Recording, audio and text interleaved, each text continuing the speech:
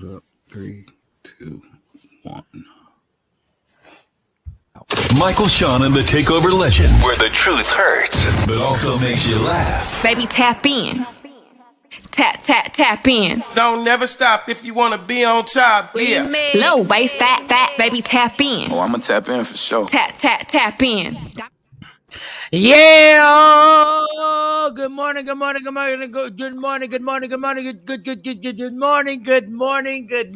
It's a Tuesday. Michael, Shawn, and the Takeover Legends. Shout out to everybody in IG Live. Shout out to everybody on Media Room 360. Jay Blizzy, Jay Black, Sexy Mo. Shout out to our girl, Shawnee Scott. Shout out to everybody rocking out with us. And let me lower my cell phone. Let me see if Good morning, Shawn Robinson on the check-in. I see you on Media Room 360. Shawn Robinson was good. Kathy Black Miles was good. I see Kathy. Yes, I do. And Leah morning, is Kathy. in the building. Leah has entered.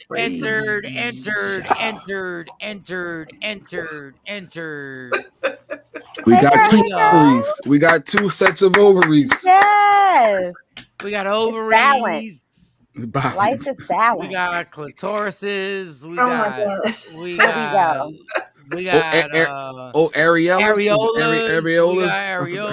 We have 4 sets of areolas. Yes. And 4 sets or 2 sets? 4 sets. 4. There's 4 squares. No, I thought it was 2 sets. 4 sets.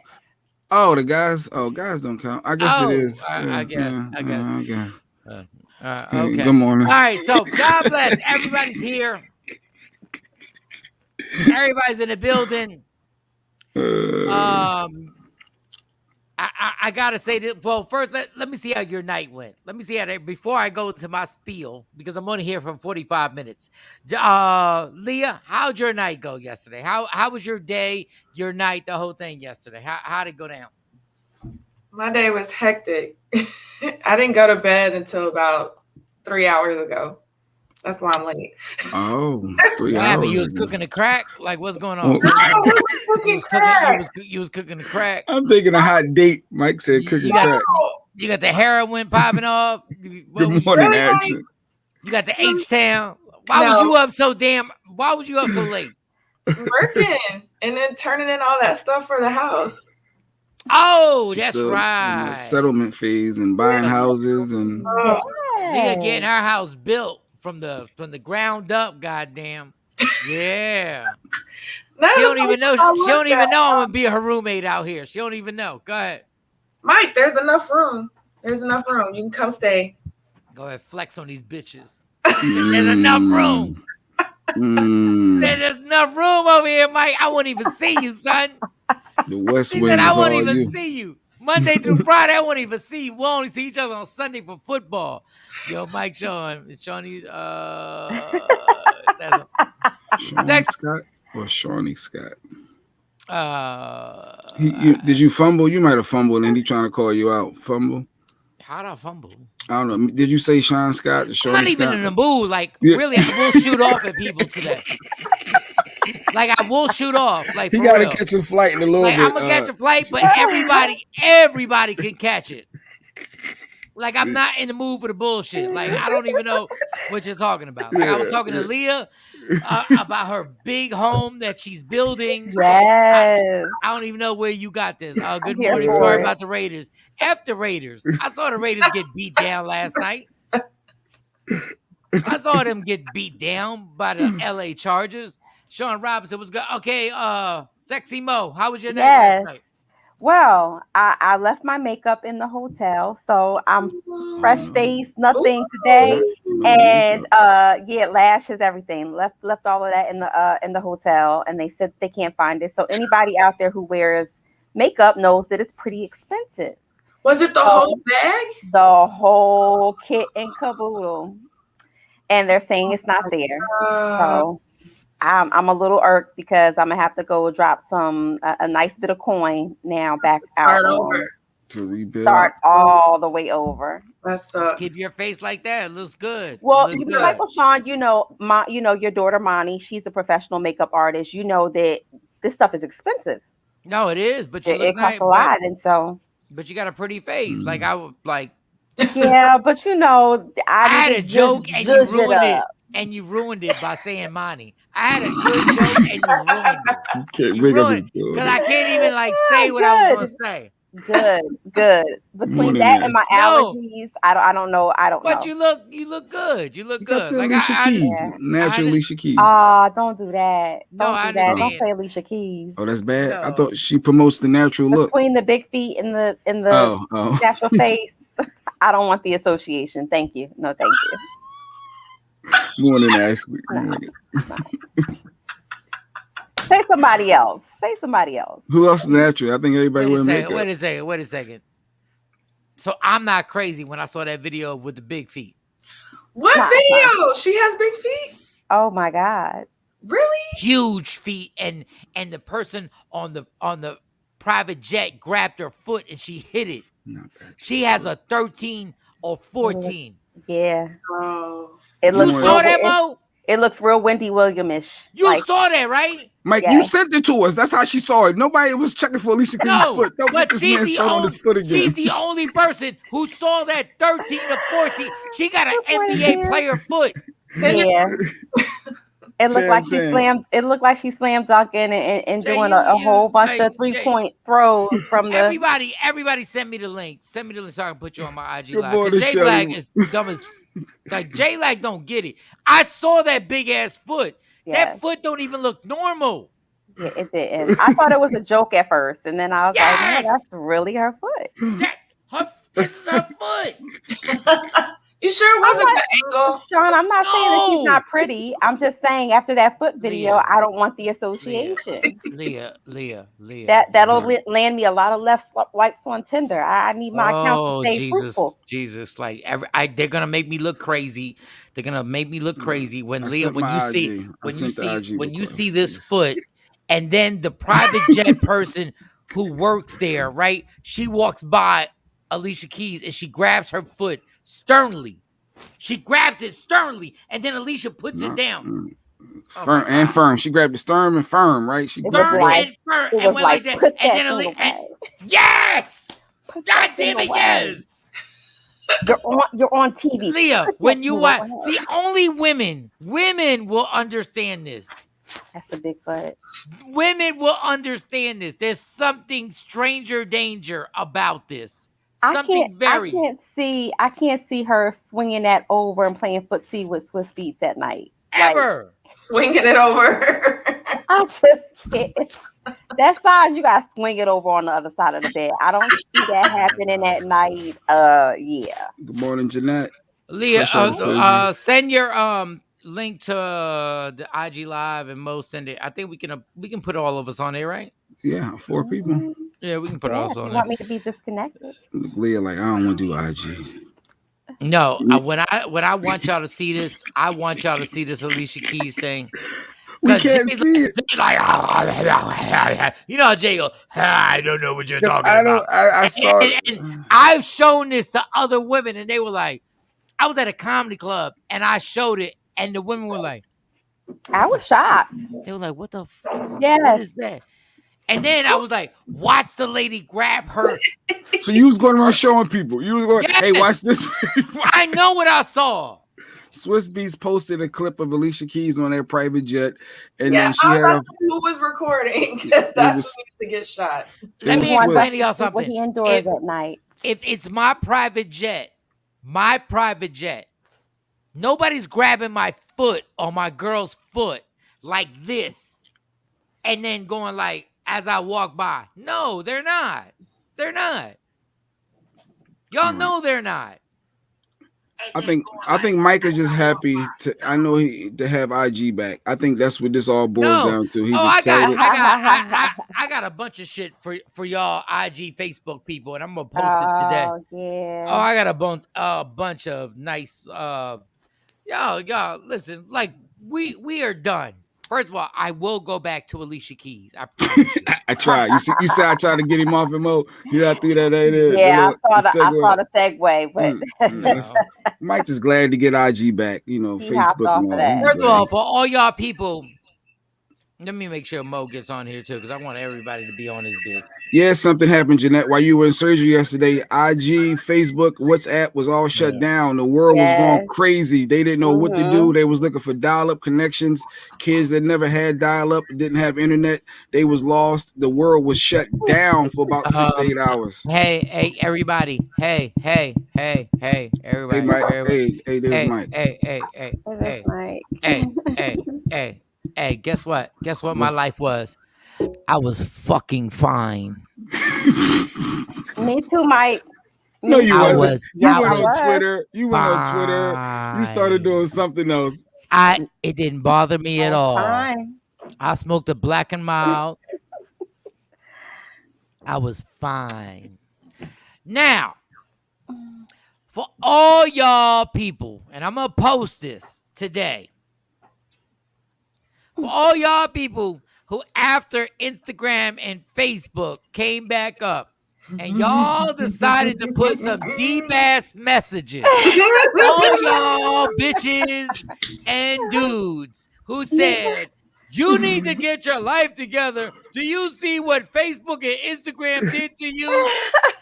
You need to get it together. I would like to tell you, the message that you posted was on Instagram and Facebook. Thank you, Mike. That's what I said. Good morning, Sakrisa. You said that's what he posted it at. Right. That's like me telling you crack is horrible. Why you lighting up?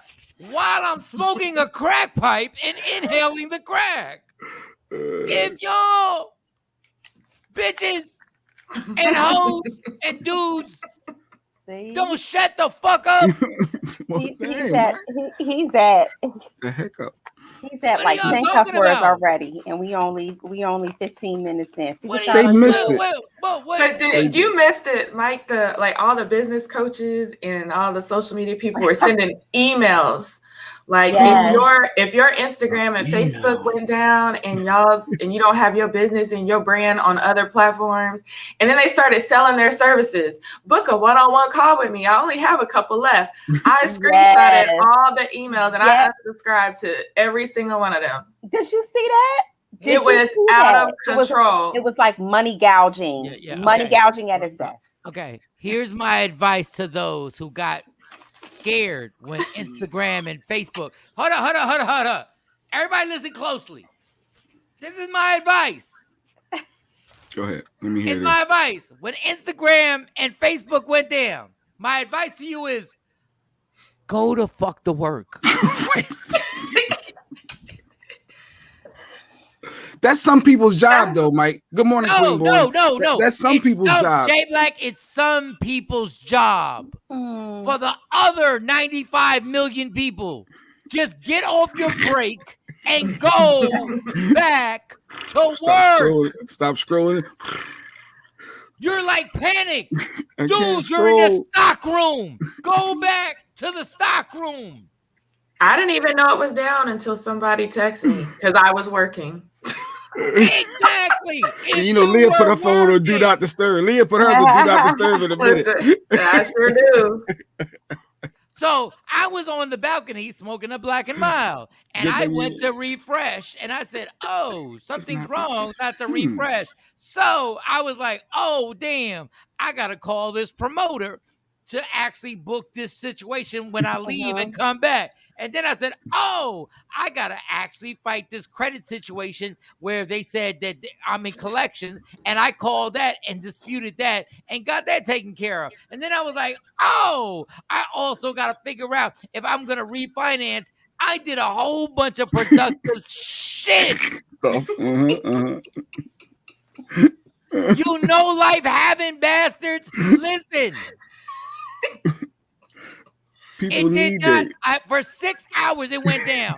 Literally, it did not affect my life at all. Some people can't live without it.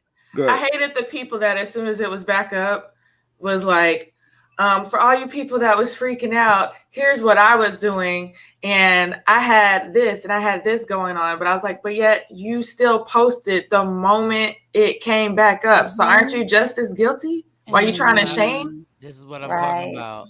Y'all are hoes.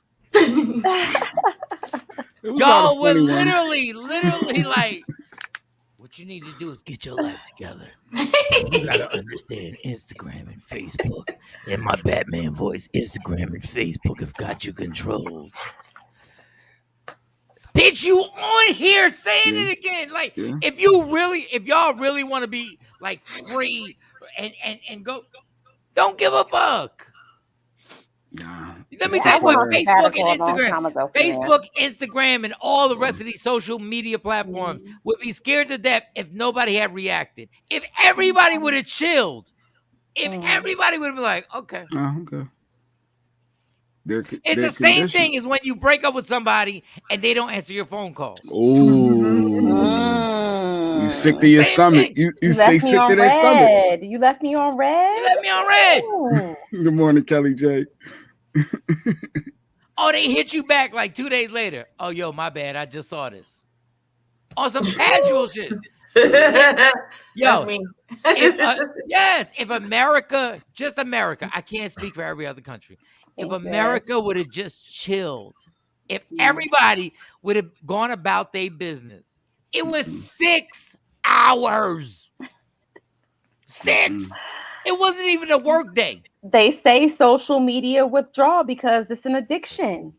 If we would have just band together and if everybody would have been like, I'm talking about Muslims, Christians, homosexuals, heterosexuals. I'm talking about Klan members, white supremacy. I'm talking about if everybody would have just been like, don't panic.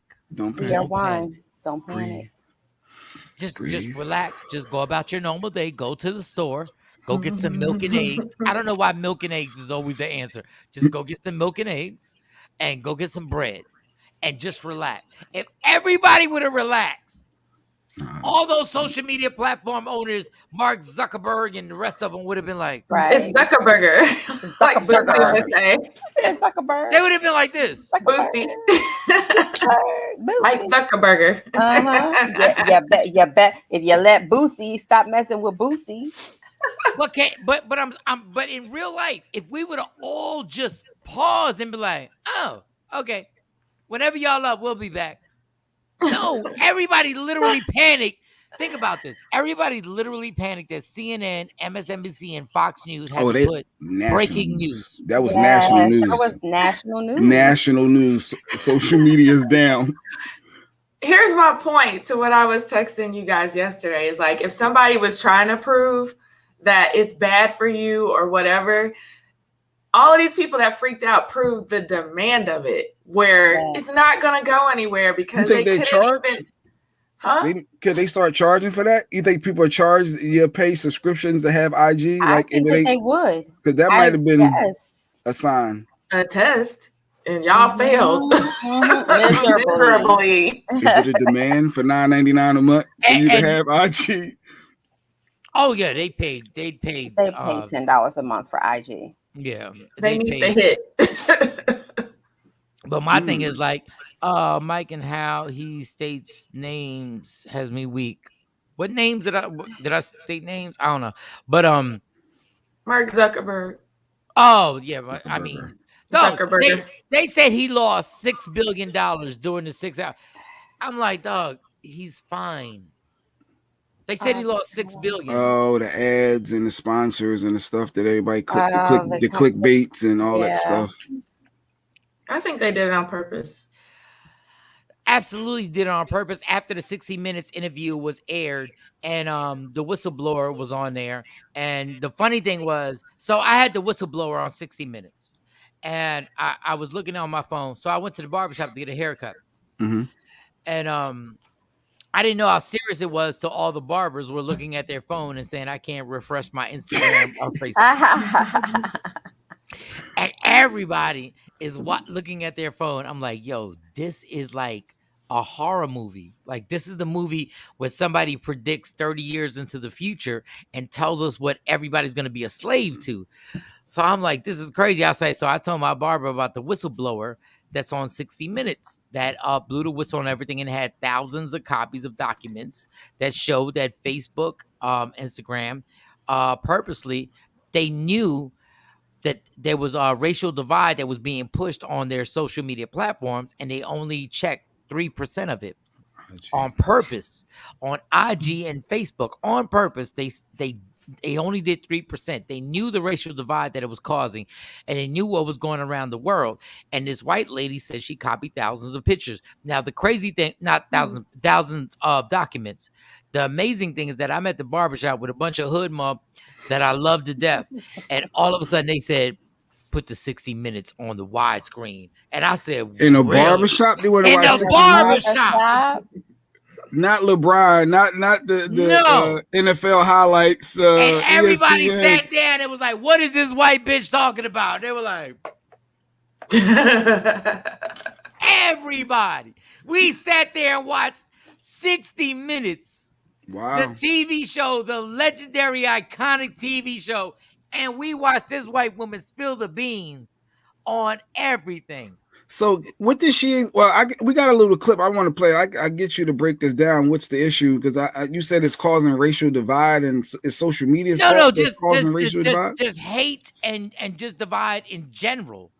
Racial divide is just one of the things it's causing. They just want to bring society to a point where they're controlling everybody to really dislike each other and separate each other. So if you want to play it, you can play let's play a clip. And then while we're doing that, Leah and Mo, you can hop back on IG. So IG, we're about to play this clip from 60 Minutes, and then Mike hopefully can break this down and explain to me how it has how it affects everything. And one of the consequences of how Facebook is picking out that content today is that it is optimizing for content that gets engagement or reaction.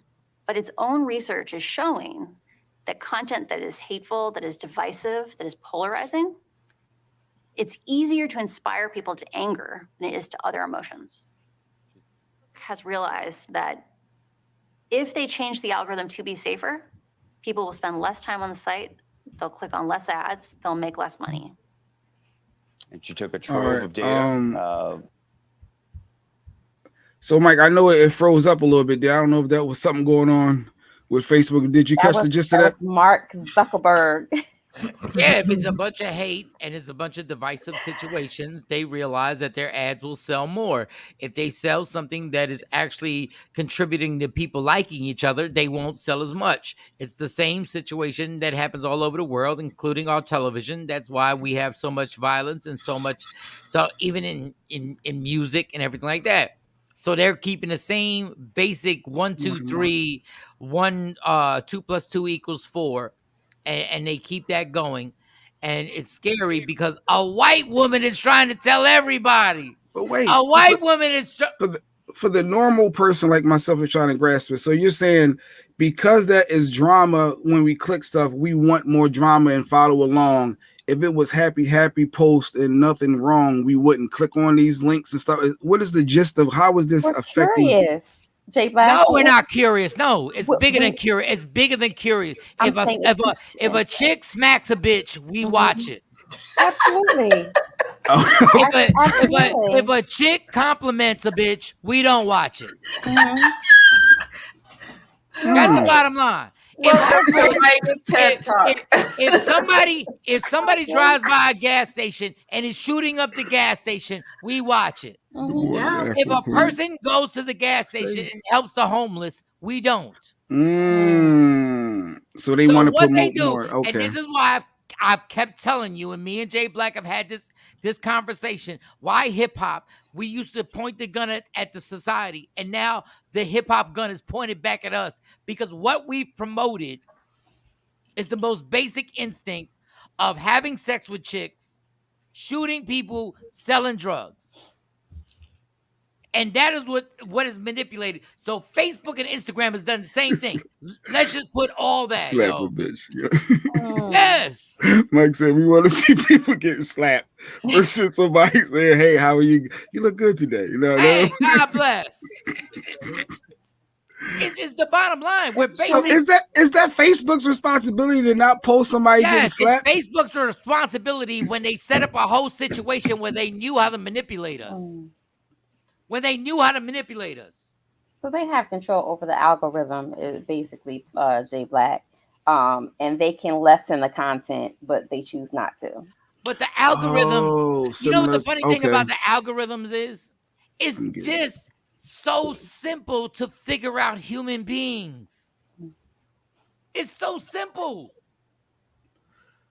It's so simple to figure out the drama that we want to see, and our eyes open up when we don't care if it's the lie or the truth. We could care less. But there's a lot of good stuff too, though. I see like DL here, he post a police assault and it gets a lot of like, I wonder, what happened? This cop in Miami did this and kicked the guy, and so it helps with highlighting the Karens of the world. Somebody said Karen did a good job outing them, whistleblowing, but it helps too, though, right? What will we watch? Go ahead. Okay. No, I'm saying I understand what you're saying, Jay Black, but I also think that it's not new to us now. We know. You know what I mean? Like, so the whole like influx of a whole bunch of police brutality videos being shown and people being like, oh my God, I didn't know that was happening in America. We all know now, right? So now you're seeing, but you're still seeing the influx of it. So I don't think it's more so of a awareness thing anymore. It's more so just like, look at what we get to do to Black people. Look at what I just don't think it's an awareness thing, like a positive thing anymore. And it's been proven that it's traumatizing and re-traumatizing to people, but yet it still keeps falling down our feeds. And so it goes back to saying that they do have a level of control to kind of dial that down, and they choose not to because it's what gets the conversation going.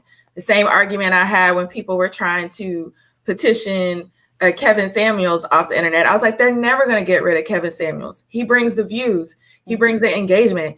The main point of social media is keeping people on the platform. So if you're the king or the queen of keeping people watching all those stories and getting them sucked into the tunnel for 3 or 4 hours, they're going to do whatever it takes to keep you on and pay you money. So they're never going to get rid of Kevin Samuels, no matter how much y'all petition, because the man keeps people sucked into the platform for hours. YouTube, Instagram, they're not getting rid of him, no matter what kind of hateful content he puts out. So, but that whistleblower is saying that as part of the insurrection, January 6th, Facebook knew about this and could have stopped a lot of those hate messages and chose not to. And I think Facebook is saying that, no, that's not true. I guess people have their freedom and they can post. And so it's Facebook's responsibility to manage IG posts and the negative. I guess they did Jay, Facebook's responsibility. Why is Facebook got less responsibility than a network on television?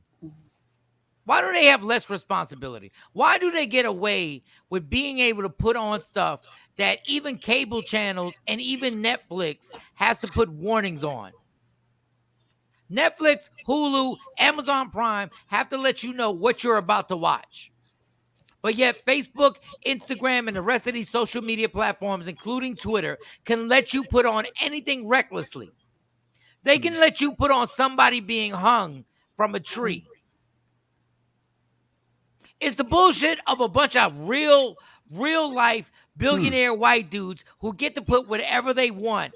But let there be a social media platform that show Black people or Hispanic people killing white people, and I promise you it would be shut down within a matter of minutes. So you want laws for social media now too, because TV's already got rules and the FCCs and all that. So you need a social media, is what you're saying? Yes, there should be an FCC for everything, but they won't until white people start getting shot down. When white people start getting choked out by police and having knees on their throats and they get choked out for selling bootleg cigarettes, I promise you, then these situations will get shut down. But the Mark Zuckerbergs of the world and the rest of them who own this just happen to be white. But you like social media when it's drama, though. You like I don't give a Jay. I don't give a fuck about social media. Like we have literally fallen into prey that we can watch our people get killed on social media and we're good with it. When's the last time you saw a white person get killed on social media? Please tell me. Please tell me when you said an RIP to them. Just want to know. I think you're taking it differently than what I was trying to say, but yeah, because you're not aware, because you're sitting there watching every black person get beat by cops. And I promise you, if this platform was showing white people, it would get shut down. Or better yet, what was happening to white people would get shut down.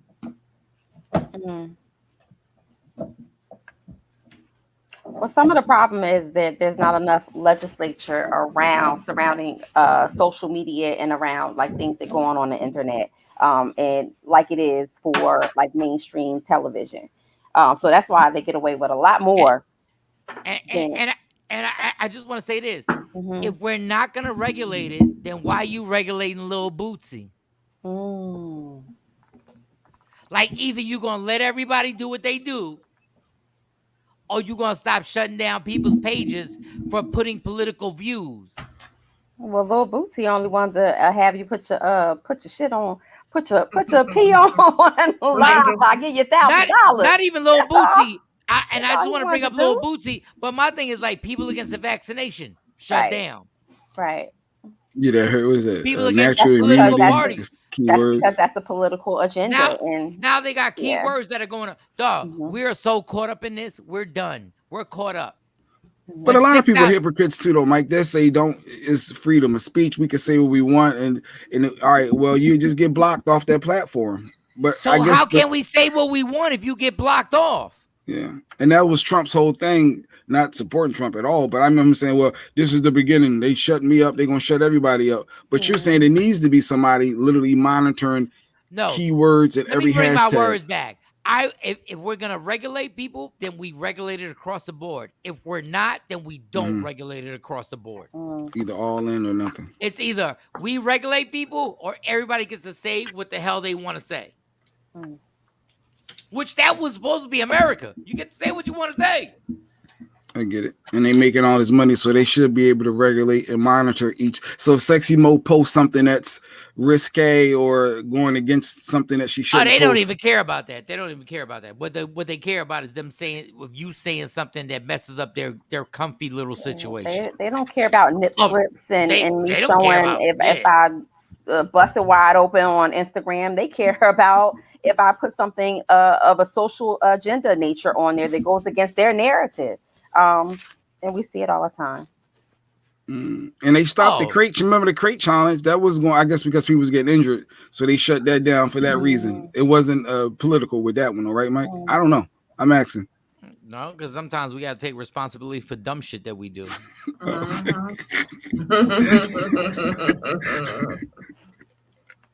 So sometimes every hood activity shouldn't be praised, and sometimes we got to be like, dog, like enough. Like, what are we doing here? Like, what are we doing? Like, really? We're gonna do crate challenges? So they're saying it was just a coincidence that it was the whistleblower spoke out Sunday night, and then everybody's situation was shut down Monday morning. Read the Snowden book. It's the same exact thing that happened with Snowden.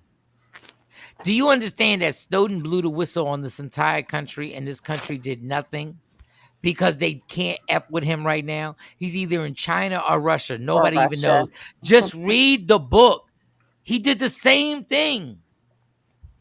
Everybody is trying to tell you what this Facebook and Instagram and all this stuff has to do with people it's just free information on the entire nation. On the entire nation. Face recognition, and they'll be like, oh, that's a conspiracy. Dog, they have look, I have nothing to hide.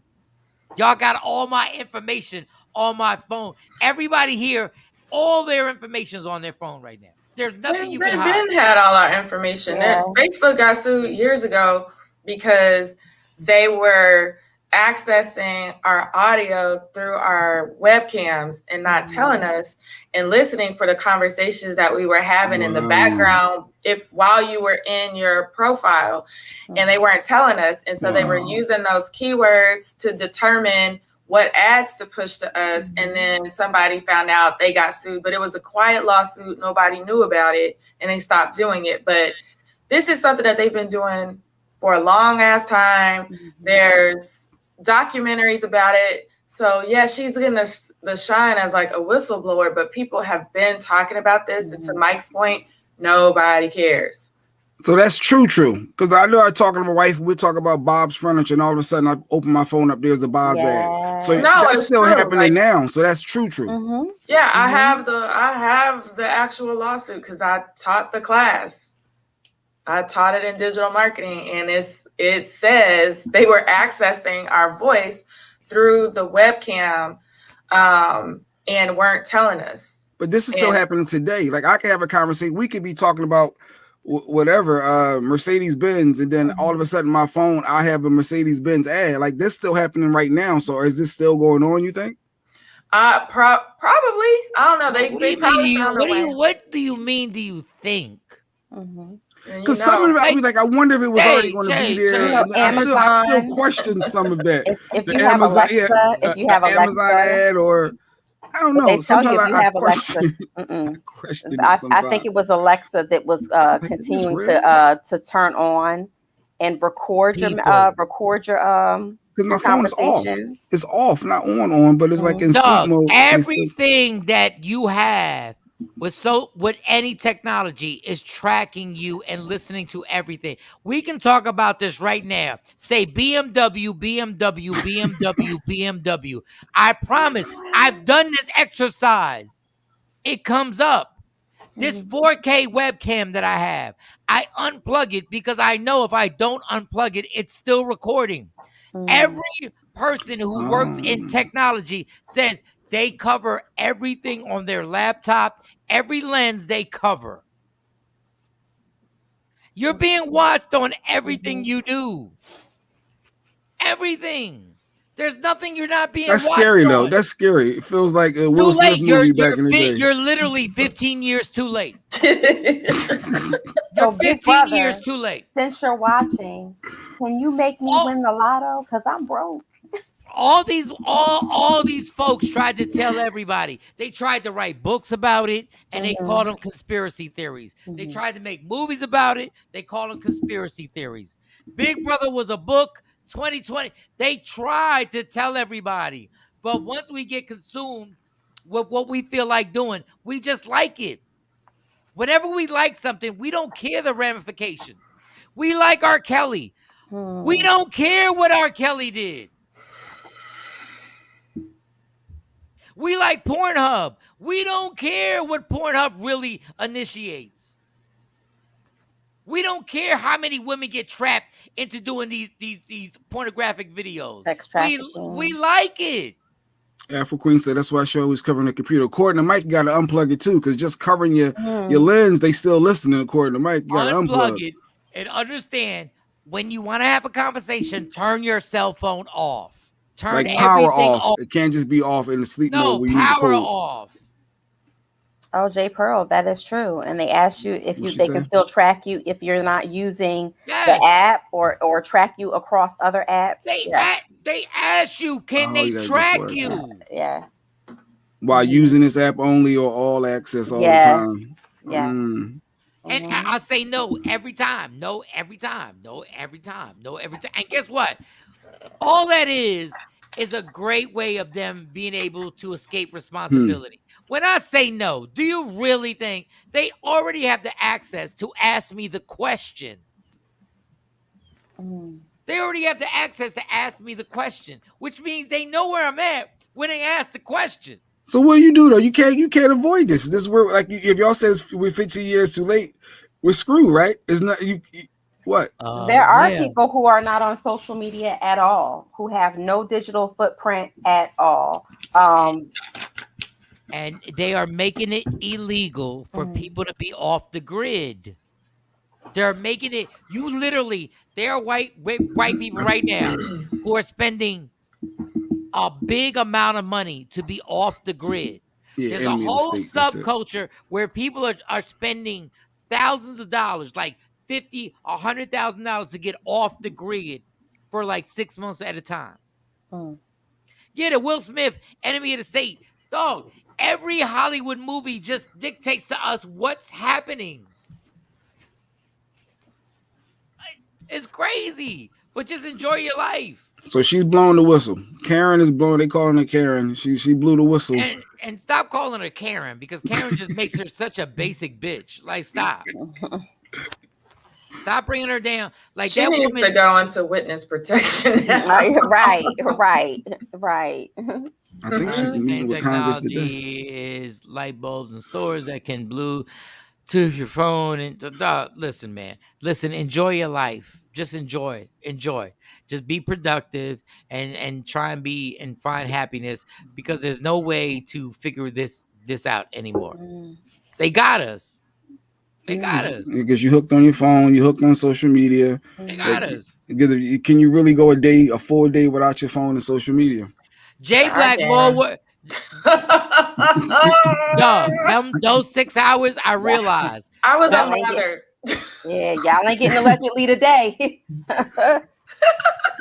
But unfortunately, the only way you could communicate with somebody is by using that cell phone to call somebody. So they got us on every level. Every level they got us. Stacey can't go without her phone, she said, not for 24 hours. Appreciate you being honest. Yeah, it's freeing for somebody who has their phone in their hand all day. It's freeing. But the only not problem to have to answer email, not to have to go on social media, not like nothing. I loved it. But it's great. But then the only problem is then you went to go get a cup of coffee and you swiped your debit card and they knew where you were at. That's true. So you one of them cash only, no phones? No, I'm not. No, that's true. I know you're not because you going with it, but that's some people. I use my Apple Pay. I use my Apple Pay every time I go to Starbucks, or I'll use one of these apps just to boom, hit it, so I don't have to dig in my pocketbook for money or cards. So you're right. So they got us tracked down, basic to the second, yo. But it would have been great if we just. I still have a landline. Queenborn said she got a landline. I guarantee a lot of people don't know what. Younger, not our people watching, don't know what a landline is. You got a phone in your house? Actually, I still have a phone here, and I disconnected it. You got a landline? Yeah, but I disconnected it recently when I got rid of cable. I disconnected it, but I still have a cordless. I still got a cordless phone. I was off social media for a full year when I was in clinicals, and coming back to social media, I'm more so like, I don't need it. Yeah, it's 2 hours of Stacey's minimum, maximum that she can do without her phone for IG and social media. 2 hours. So hopefully you were all right, Stacey, after yesterday. All right, y'all. Y'all got a flight. He got a y'all got guests that are coming on. Shout to Leah, shout to Mo's here, and thank you, Leah, for coming on here. You got Jay Black to lead the show. Well, whoever leads the show. Leah's lead the show. Leah can lead the show. Go ahead. Mo can lead the show. Whoever wants to lead the goddamn show. All I know is I'll be back. I'll be back tomorrow morning. Who y'all got on the show coming up? So Dave Anderson, the business bully, is coming up in about 10 minutes as well. Leah it's breast cancer awareness month. So we want to shed some insight. So Leah has a guest coming up to shed a little. Oh my gosh! No, men have to get their breast checked too. Yeah, well, you do have to get your breast checked. Yeah, no, we don't. Breast cancer for men get breast cancer too, Jay Black. They do. Men get breast cancer, and some. Mike, you get your breast checked. You're supposed to get them checked. I never got them. I mean, I think I got them checked by mistake one time. And some women that have breast cancer, sometimes they get a mastectomy. They won't have areolas anymore. Mm-hmm. They get removed. Mm-hmm. Like I get my breast checked every 6 months. I have to get a 4D, 3D scan every 6 months because I have dense breast tissue. Yeah, and it's crazy because I got the 4D machine in my house. I keep wondering why you're like spending so much money. I just got the 4D machine. It was amazing. Don't go to the doctor. Go to Michael Shawn's apartment. He will make sure I got the 4D machine. I got the 3D machine. It's crazy. Like I got it all shut down. But Jay Black, you're a caveman. Anyway, I'm not a caveman. I ain't no guy supposed to. I ain't never been to a doctor and say, "Hey, I'm here to get my breast exam." When you get your and you don't do it either, obviously. Get your prostate no, Jay, checked, you don't get nothing checked checked. unless you have a sharp pain in your heart. You get nothing checked. And which that just be gas half the time. It just be gas pains. Gas pains me feel like heart attacks. Like, what's that? That's the only time I get nervous. Them heart shooting. What's that? What's going on? But yeah, no, guys, I never even heard of this. So I'll be interested if she talk about guys getting breast. Wow, I'm late to the game if that's the case. You haven't even got your prostate checked. Nah, it's a violation. It's a violation. Jay Black. We'll talk more about that. I guess maybe when I hit 50, I'll consider it. I heard 50 is the age for Black people. Why are you waiting? Why are you waiting? Yeah. You're supposed to do preventative. Yes, not when it happens and you want to take care of it, Jay Black. Because Jay Black literally is a 65-year-old Black man. I'm gonna have to talk to Lady Q. Jay Black is a 65-year-old Black man. Jay Black is so caught up in homophobia that hey, Jay Black, it's a finger in your butt. Like, I mean, and it's a medical procedure. It's not. Do you like, think you're really helping with that, Mo? Do you really think you're? We helping get it too. Our exams. I mean, if I gotta have a man all up in my, but JJ. Oh God. I got checked. They just slipped it right in. In and out. First of all, the sound between the sound effects from Leah in and out and Mo sticking fingers. Do you really think that's helping? That's not helping. He's never gonna get it. He's never gonna get his prostate checked now. I'm just saying. Y'all don't know the word. Just relax. He's never getting it checked. Oh, geez. Let it happen. Oh my God, he's never gonna get it checked. It's a simple procedure. They don't have to put you to sleep, Jay Black.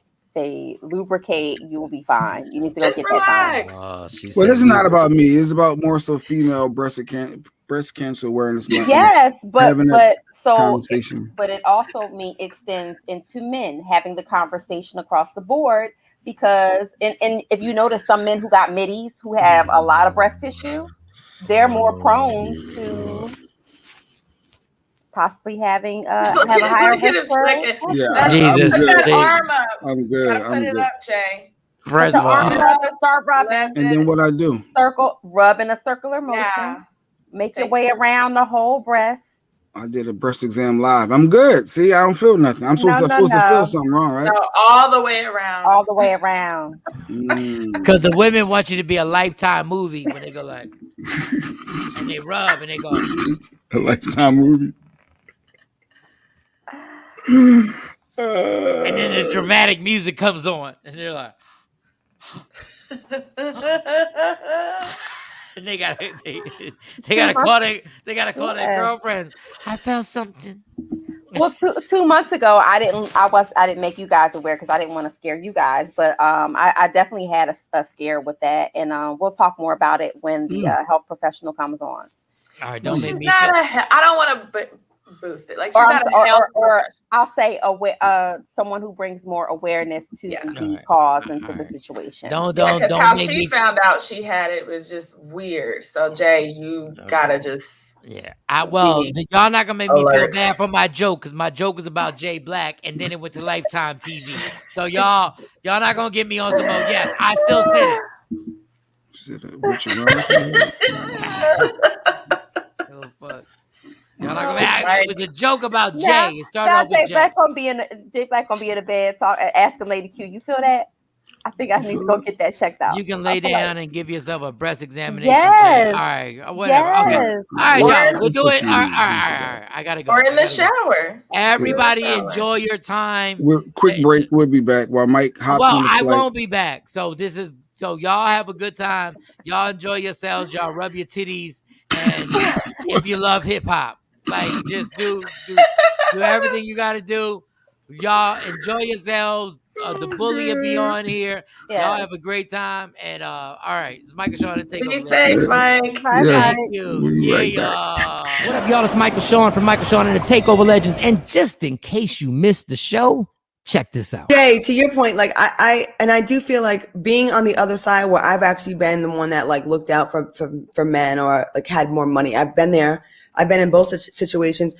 I encourage women to like don't be in that position where you just you relinquish a lot of power when you just let someone take care of everything. Mm-hmm. And when I was with someone that was really wealthy, I felt like insecure. How wealthy? Well, Claudia, how wealthy? When you say wealthy, how wealthy are we talking? He wasn't as wealthy as I could have gotten had I had better vagina management. I should have. Yeah. I should have shot higher. I was like, oh wait, net worth wise, what do you think the net worth? Was it like what did he get to? Because you look like from a distance, and I know you in a very serious relationship. So tell him I don't mean any disrespect. Up, KJ? Like KJ, like I understand. Like I'm not saying it's just because you're on the show. It's $50 million vagina. I think you could have caught somebody worth $50 million. But what was he worth? What was he worth that you gave the vagina up for? Just a few million, whatever. Not. I definitely turned down a lot of your favorites, and I don't know what the fuck I was thinking. Your favorites, listen, your favorites. I'm talking the mic.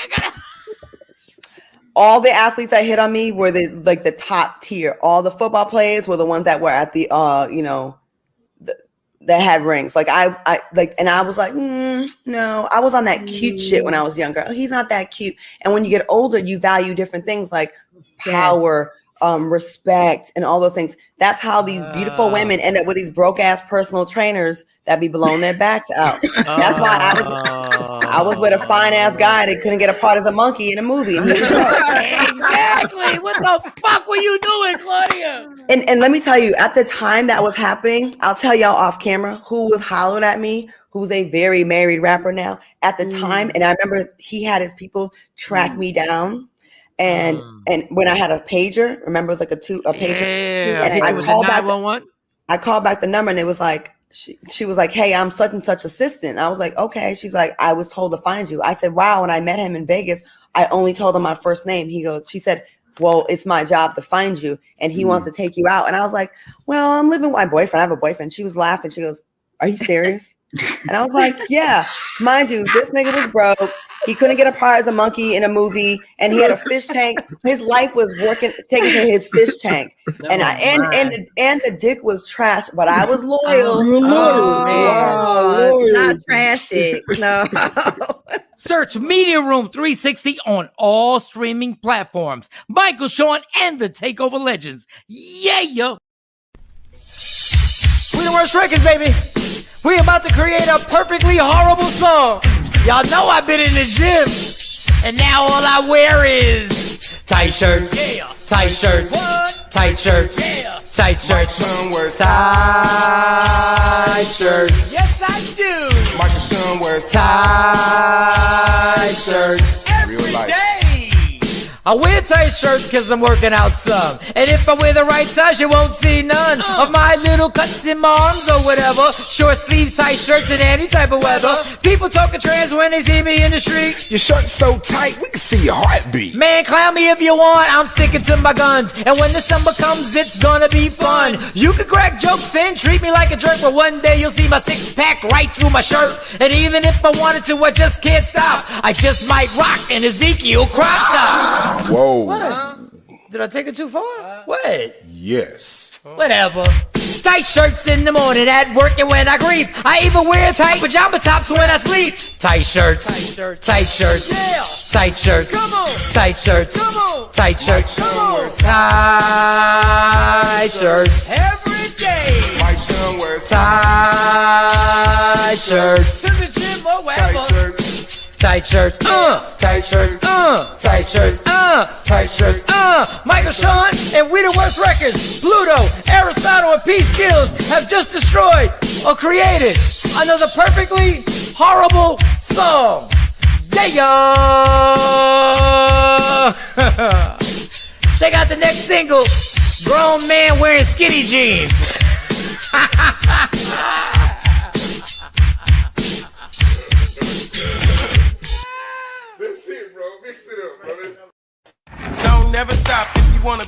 job, yeah. Tap in. Tap in. Leah Frazier. Where did Sexy Mo go? She's coming back. I think she's taking care of the babies. The baby getting their breakfast together or getting them off to school. But she'll be popped right back in. So it's Michael Shawn the Takeover Legends. Leah Frazier. Oh, let me move you, Leah. I'm gonna put you right here. Leah Frazier is filling in for Michael Shawn. I didn't know I was taking over like as the boss. I was gonna throw that on Mo, but she's not here. Yeah, so we get her back in. So I guess is in the waiting room. So we were talking about breast cancer awareness month, and you guys was a lot of enlightenment going on. So you have a guest on. I know it was a gala recently. So I'll let you go ahead and introduce your guest, and then we'll bring her in as well as Sexy Mo when she comes back.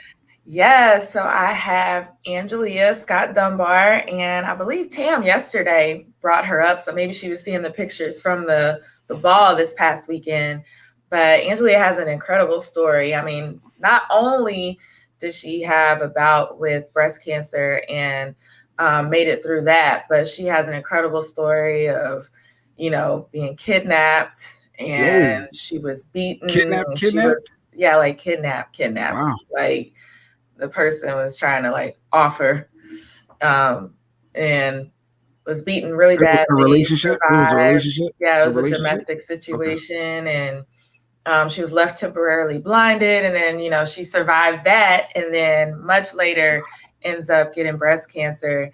And then, she recovers through that. And so she has an incredible nonprofit called My Story, Our Journey, where, she's not afraid to tell her story and say, these terrible, terrible things happened to me, and here's how I survived. And so her gala honored other survivors in the Dallas-Fort Worth Metroplex this past weekend, and it was powerful. Like, I was working the event, and I was very much into it because you realize that we think that we go through so much, and then you hear somebody else's story, and you're like, wow. I ain't been through nothing. I ain't been through nothing, or I don't know if I could have made it through that.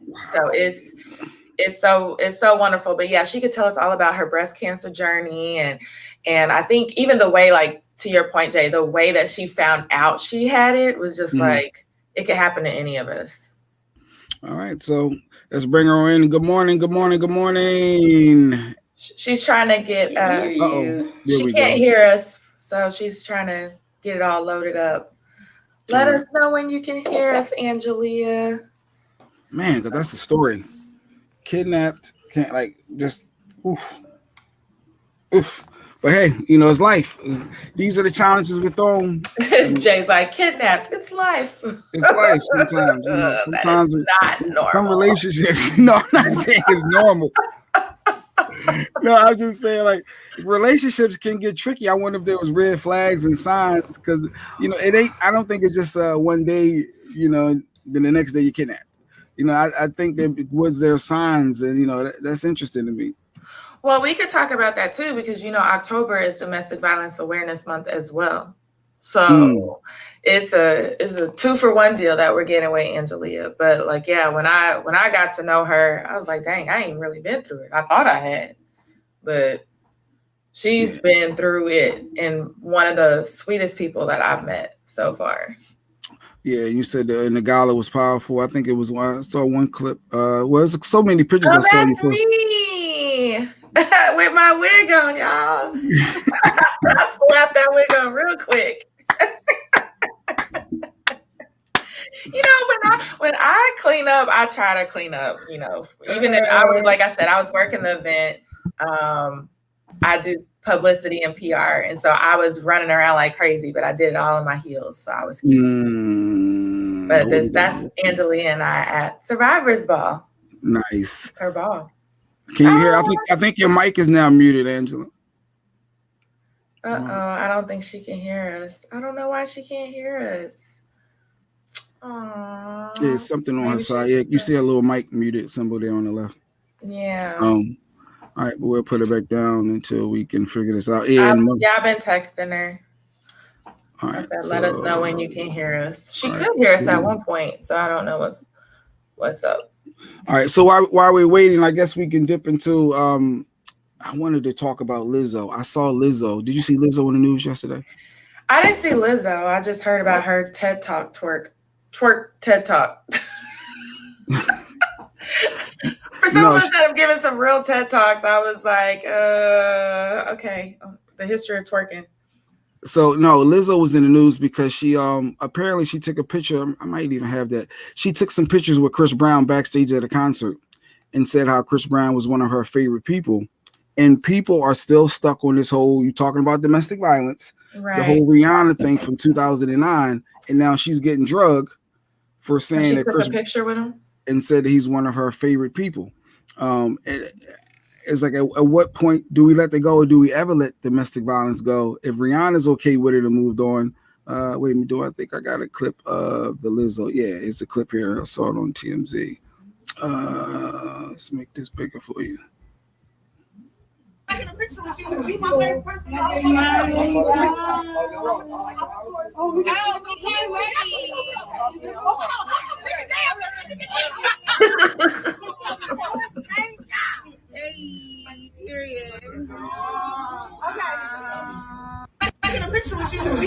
person. So you heard she said, "Cause you're my favorite person," and she took that picture, and of course the world is buzzing.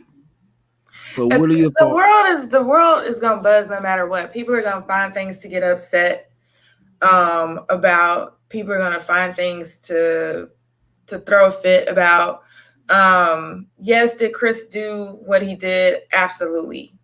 But I don't think that means you got to go around like this and not pay attention to people or ignore them or don't give them that second chance or redemption. I think we were talking about R. Kelly, or maybe I was hearing it on another radio station. And I think that situation is a little bit different because R. Kelly's is definitely an ongoing situation with multiple women, and he's traumatized and damaged a lot of women's lives. And I think we have two very different sets of circumstances. Like, people are gonna find whatever they want to complain about on the internet.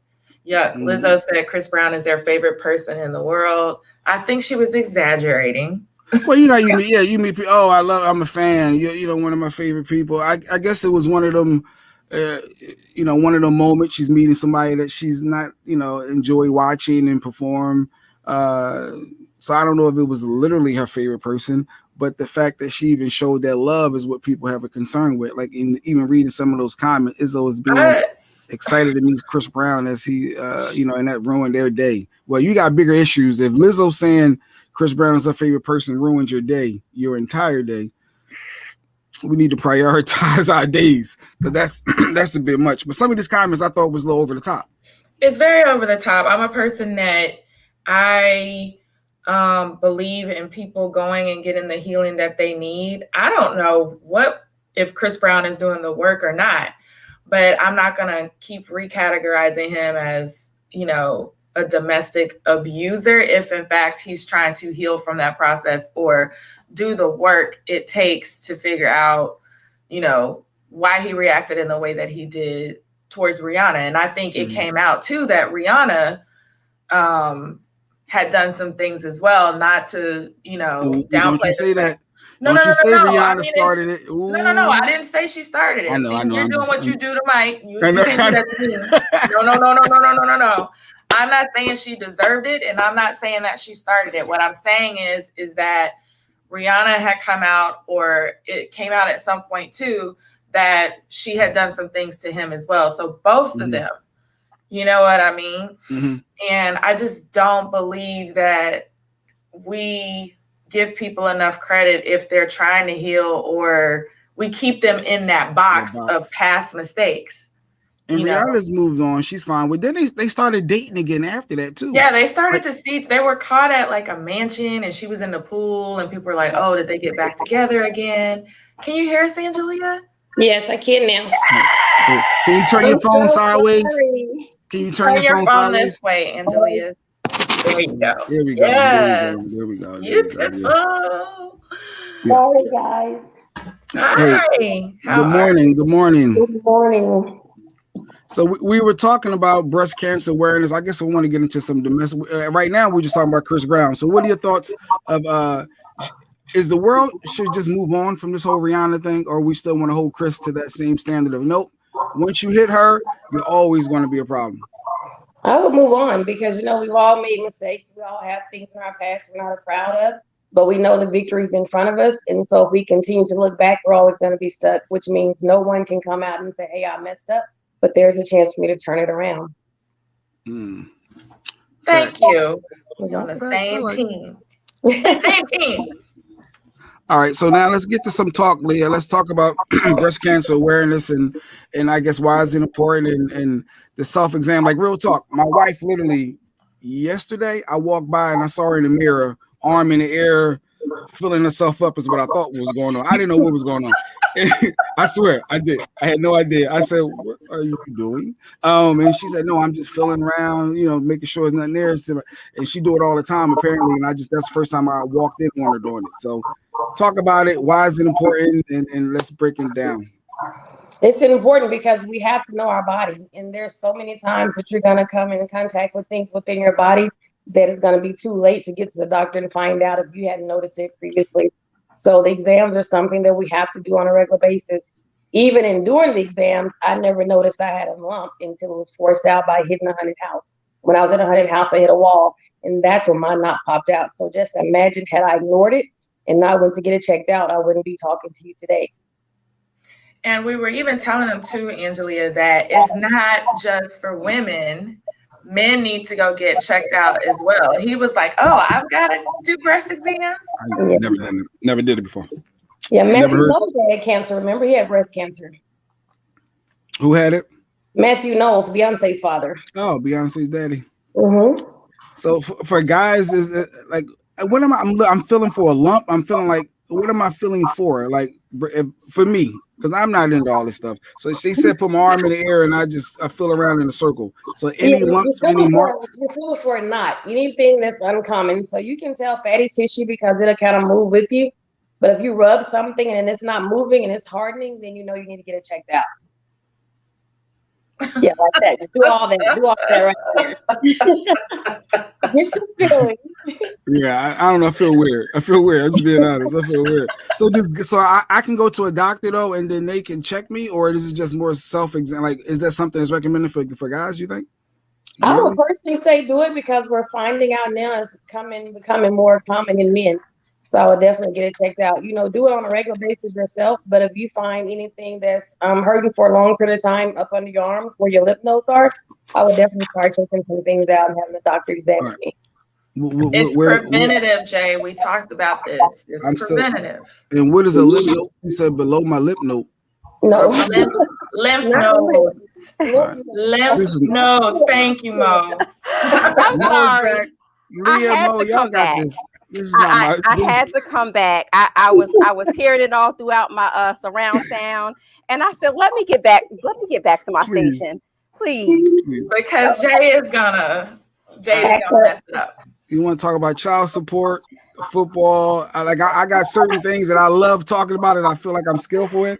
But breast cancer awareness is not it. But go ahead, Mo. What question? No, but so, yeah, because Jay Black, but the scare is not just for women; it's also for men. And so this is something that I want you to take very serious, especially with your age, your love for bacon. Age. And these are factors that contribute to turning on that cancer gene, right? So you want to make sure that you're eating healthy, cut back on some of that bacon, and then also, like Leah said, preventive care. Make sure you go to the doctor, homie. Yes. So bacon affects cancer, that's what you said? It is a contributing factor to turning on the cancer gene. Yes, it is. Foods like that. I just think, and to Angelia, when you were diagnosed, as far as what you were putting on your body, talk to us a little bit about what the doctors, because I know I've had friends that have had breast cancer. They couldn't do certain lotions anymore. They went to more natural, like essential oils for fragrances. So talk to us a little bit about what did that look like for you once you were diagnosed, and even now? When I got diagnosed, it was painful because there were certain things you're not supposed to do. And then you couldn't wear certain deodorants because that could cause other issues. After going through the cancer, the losing of your hair, your strength in your body from the chemotherapy, having neuropathy.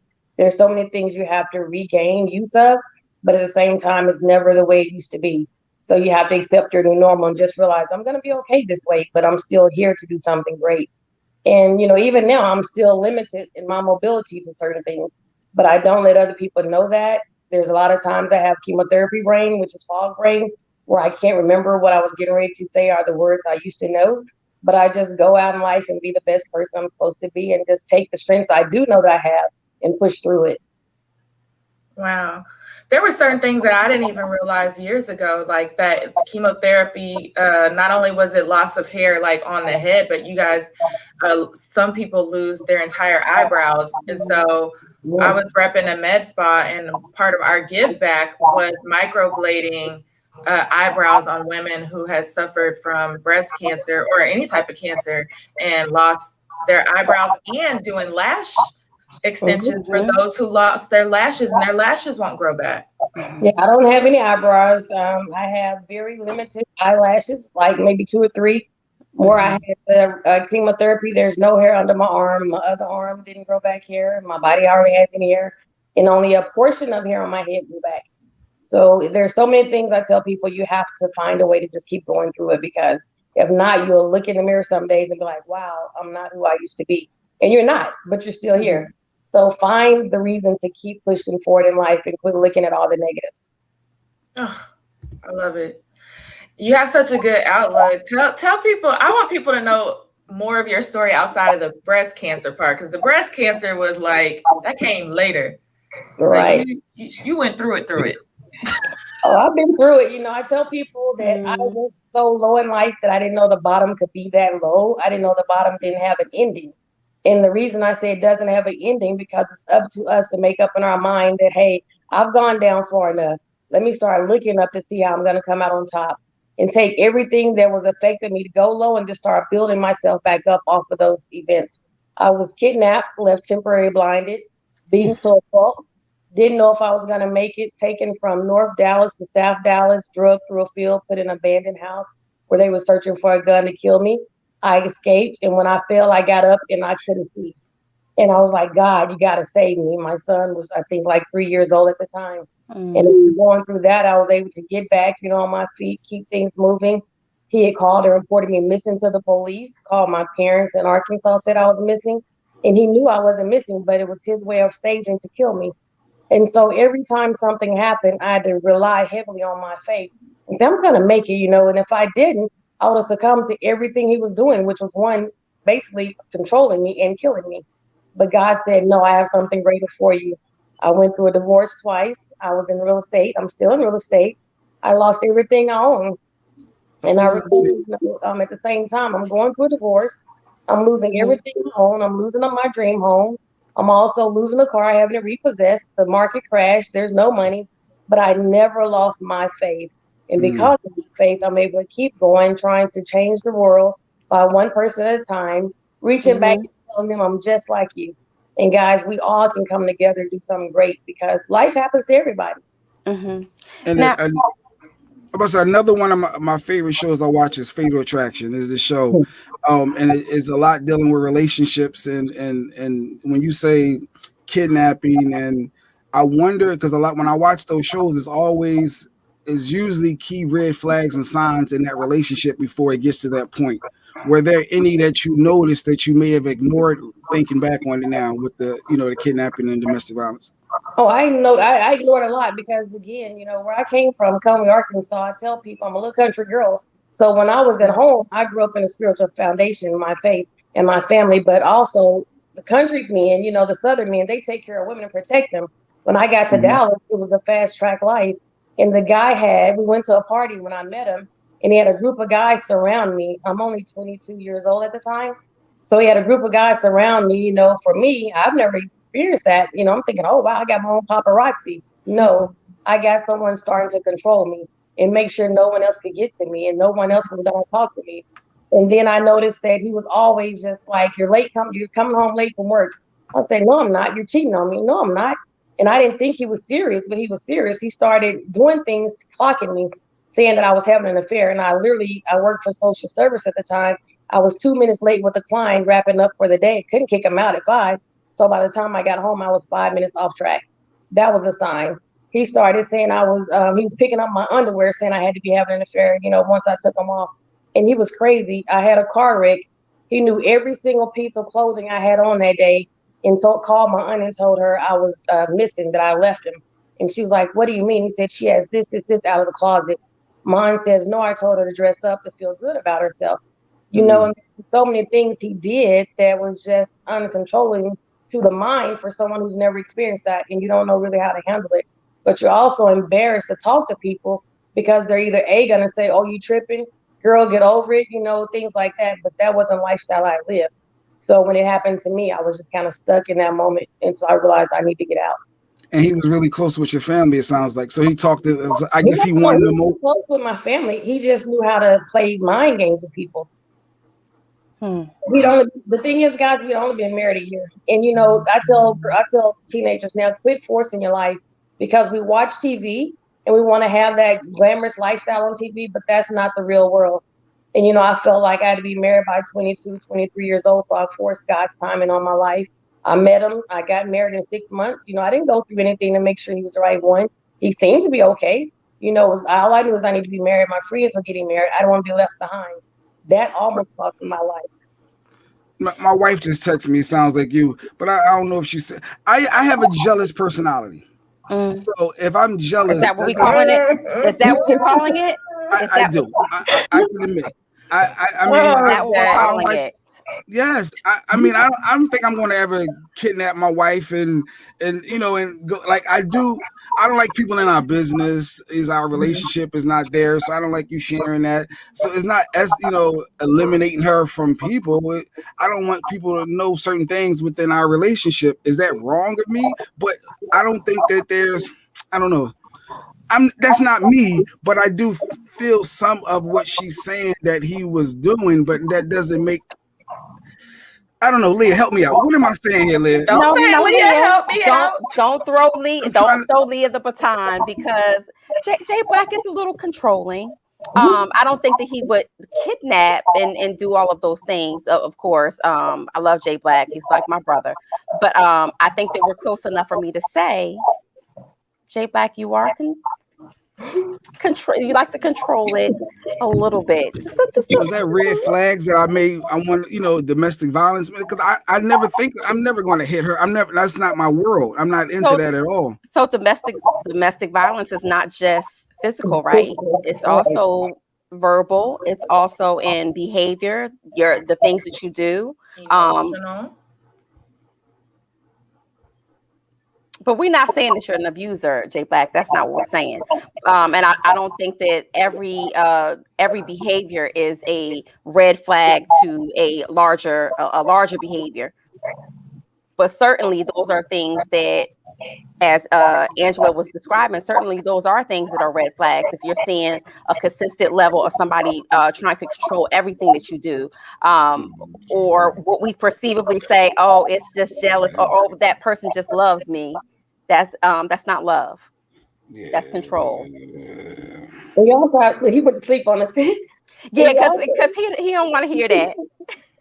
And you also have to know the person you're with, because you honestly, as women, we know if we're unequally yoked, but sometimes women are staying in relationships for the wrong reason. Some people say, I'd rather know financially who's taking care of me than making sure I'm safe as a person. So they'll take a couple of punches. And then too, some women don't know how to get out. So I tell people when I'm talking to them, it's okay to tell a woman to leave, but if you don't have an extra strategy for her, you're putting her in further danger. If you haven't set her financially to get some classes, to have some resources, okay, when I leave him, I've listened to all you telling me that, but where am I going to go? She doesn't know where she's going. She doesn't know how to feed her children. She doesn't know how to get around. She doesn't know how she's going to take care of herself. So now when she goes back to him, he's going to kill her this time, possibly because he left her and he didn't know where she was, but he also realized that she have no one to turn to. So we have to put people in the proper position to exit. And it's also a situation too where some guys, it's like I had a narcissistic relationship and they won't let you go. And he pretty much told me, like, I won't let you go. Has created several social media accounts to figure out where I'm at, where I'm doing. Like, I never post in the moment when I'm somewhere, like even Angelia at your event, I was very careful to wait much later to post. I don't tag the location until it's a day or two past being there, because I've had people just show up. And so it's a very, very, very, very real thing. It is.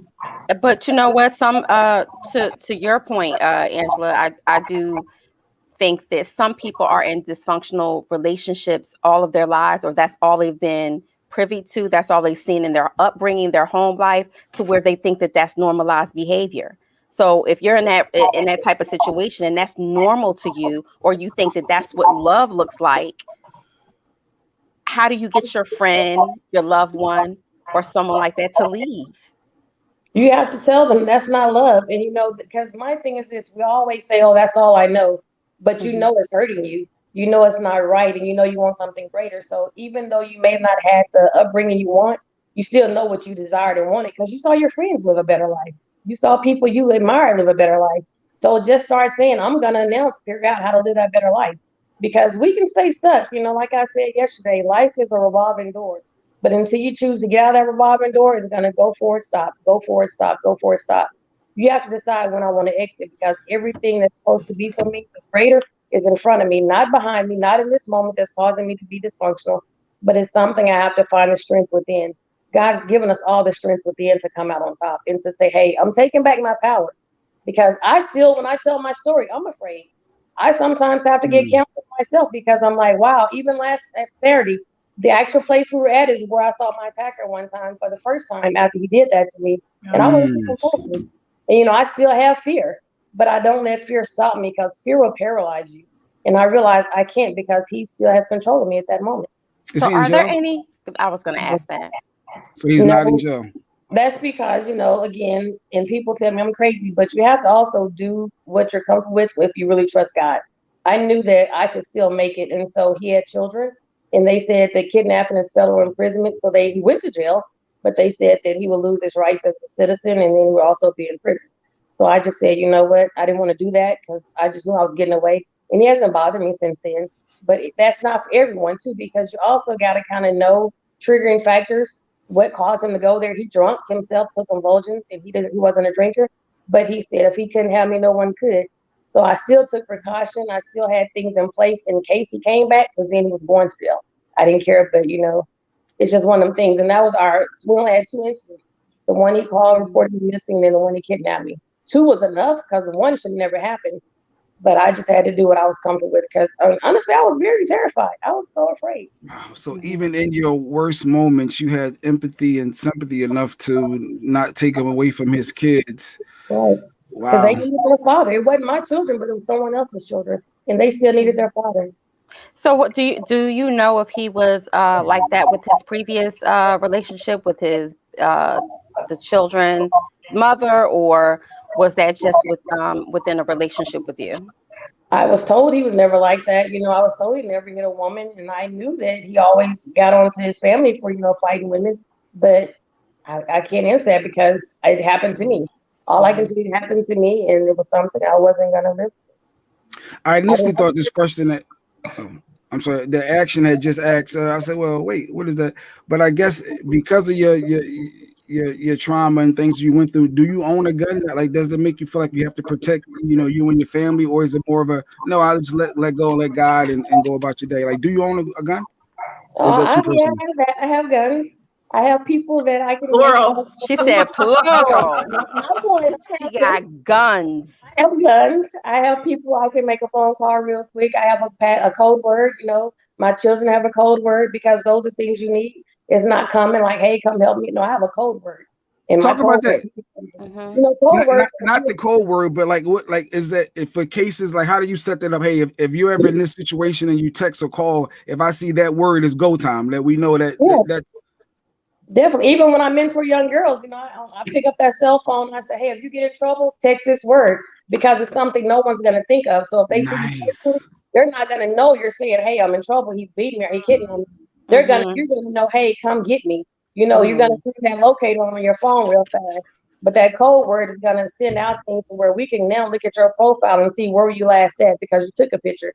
And now we can track you to at least go from there and have a starting point. But if you don't give someone a starting point or you don't reach out for help without your user attacker seeing what you're texting, he gonna think of what, I don't know, I'm just gonna make up a tree. He's not gonna think that tree means I need help. He's gonna think you were texting something stupid. You know, but I have words that are not random, so they'll never know what they mean.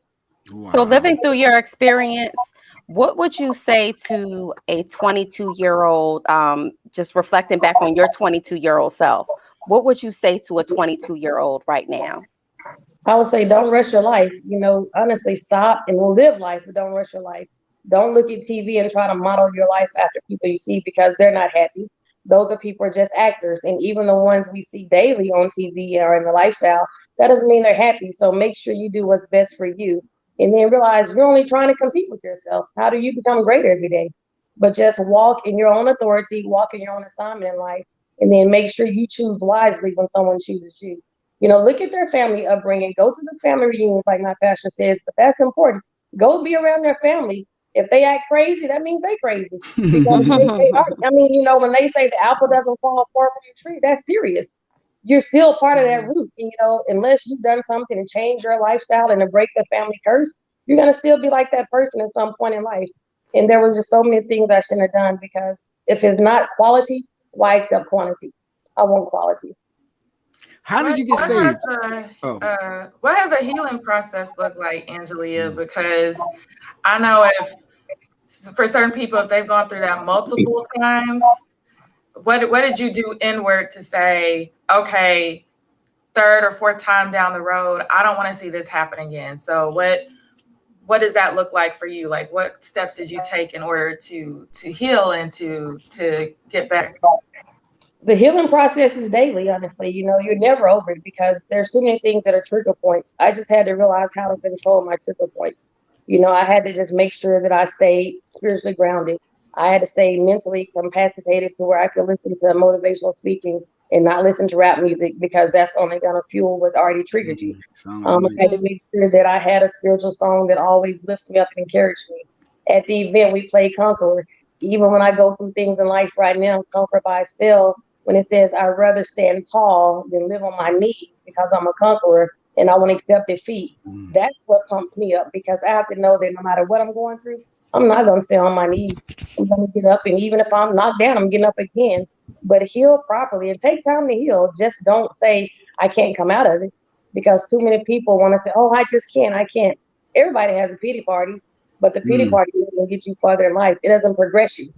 So take the moment to get over it, you know, quit today, go back tomorrow, but just continue to strive to be great. Not to go back too far, but I am curious, how did you survive and come, like when he had you held hostage and he kidnapped you, how did you break free to escape? Did he have a change of heart and let you go? Did you, like, how, set that scene up for me? So after he kidnapped me and took me from North Dallas to South Dallas and drug me through the field, put me in an abandoned house. The house was dark. It was abandoned and boarded up. And so I realized I had a chance to escape, and I was padding my way through. And I end up and see, I'm like, I'm gonna be afraid today, but I'm okay. So even in the midst of that, I padded my way through. And then I jumped a fence, and because I went through the back door, jumped the fence, and I ran up a hill. But because I had been beaten so much, the pressure and the blows had me to where I couldn't move. And so when I fell and got up, I tried to get up and, you know, see, and I couldn't see. And I was like, oh my God, I'm blind. And because he was a big guy and I'm just a small country girl, like 5'5", 120 pounds. He was 6'3", 300 pounds. And I was beaten like a ping pong, you know, ball. But when I escaped, I got up and I couldn't see, and I heard someone walking. And I said, help, help, he's trying to kill me. But I couldn't see who it was. I just heard the footprints, the footsteps. So then after that, I was like, please help. And the lady says, I'm not going to call the laws on my MF kinfolks. And it registered with me why he took me where he took me, because they were afraid of his family. Then after this time, I heard some more footsteps. I still can't see in this empty field. And at that point, he comes up and I said, please don't shoot me. Don't shoot me. He's like trying to get away from me. I said, please don't shoot me. I said, if you're going to kill me, at least let me turn around because I can't see. Shoot me so you can see me and have a conscience, but take my body to where my son can find his mother. because my son was, like I said, 3 years old at the time. And I was like, I can't see. And he kept saying, yes, you can. I said, I can't see. At this time, I'm throwing up blood, having seizure convulsions, something I never had before until that moment. And then at that point, a car passed by, and I heard the car, but I couldn't see. And he says, well, that's the police. Call for help. I said, I can't see. And he says, that's police. I said, I don't want to get you in trouble because I'm not dumb. I can't see. So gratefully to God, I didn't believe him, and I couldn't see. So I didn't scream for help. And he says, you know what? That one police, I guess you really can't see. And so I said, please take me to the hospital because I had a heart condition. And I was like, I'm in trouble. I'm in trouble. I'm having seizures. I'm shaking. I can't stop. My heart is doing some crazy stuff. And he finally took me to the hospital at Baylor. And so that's where he was apprehended. Wow. Ooh, Lord. And which this is the crazy part, guys. Let me tell you this part because this is the crazy part. And that whole night, and that's why you said missing warning signs. Pagers had just come out. And I think when I logged in, you guys talking about pagers. But my pager had been going off, and I had to go back to working 2 jobs to take care of my son. I didn't know he had been stalking me this whole time. So he didn't have my phone number because I had no contact with him. So my pager was going off, and he got my pager number. This dude here kept paging me, but I didn't know it because I had just gotten the pager. So I don't even know how he got my pager number. But I just got it, and I was like, what is that? He was inside my house, had already broken in, was calling my pager, so he could have gotten a bill or something. And again, he didn't even know where I stayed. He stalked me, and that's how he found me. And so I'm like working at Federal Express at the time. I'm like, who is this? What is this? And he had been calling me. So when he went to jail and I was in the hospital, my pager's still going off again because this was a Friday night. That Saturday, my pager's going off again. And I asked the chief of police, I said, can I see what this is? It's got to be a family emergency. And it was him calling me from jail. And he had the audacity to say, listen to this. I hope you're okay. But when you get out of there, come get me out of this mess you got me in. Wow. So still pushing the ownership of domestic violence onto you and projecting onto you. If you wouldn't have did this, I still gave him grace. And you still had compassion for him through all that and didn't want to see him in prison for many years. Wow. Yeah. But now you're out and you say you're not worried. He hasn't approached you. Family hasn't approached you. I commend you, honestly. I don't know if the average another person would be able to say that, hey, no, I'm gonna let him be here for his kids and not worry and know God has me. So you are amazing. That is a phenomenal story, Leah. You're right. And thank you for sharing your testimony, because I know a lot of times it could be re-traumatizing just to even have to continue to recount that to people. But it definitely is your testimony and is life-changing. It could be life-changing for a lot of people out there who are under the sound of your voice. So I thank you for sharing that with us. Is there a final message you want to get out to people or organization somewhere they can contact you, or if someone wanted to get in touch with you? Yeah, I would tell people my family words would be choose to live. We all are living life, but we're not living life. We're living in the moment of life, but we're not living life to the fullest.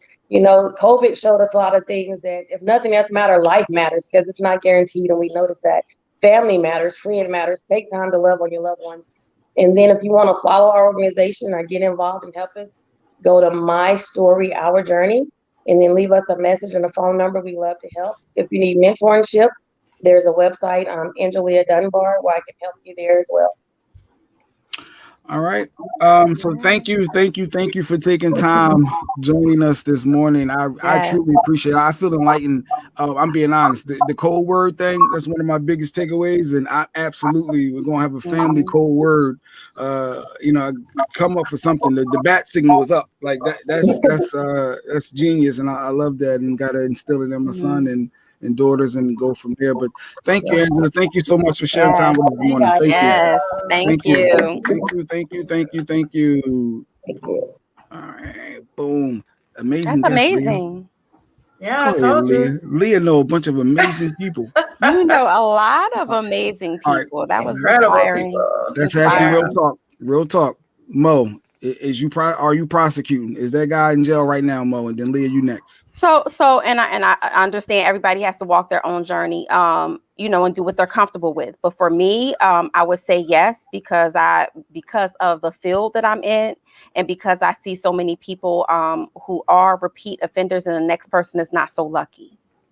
Meaning the next person, you know, does not get away like the other person did. But of course, again, as a victim, you know, that's hard to say, because, you know, you can only walk as far, you can only walk as far as you can go. And I mean, her story is so amazing, and it's just by the grace of God that she escaped, you know. And so I do understand where she said at one point, I can only I had to do what I felt comfortable with doing, and she wasn't in a comfortable space. So sometimes you have to go with what God or what you feel like you can go with. You know, sometimes everybody has a end point or breaking point. And certainly I can't speak for her situation, but if I was in that situation, I would hope that God would give me the strength to move forward and have him prosecuted, because I would not want that to happen to anyone else. You wasn't worrying about my child when you was doing that to me. So I don't know if I'm considered you raising your kids when you try to take me away from mine. But but like you said, I'm not in that situation. Leah, what were your thoughts?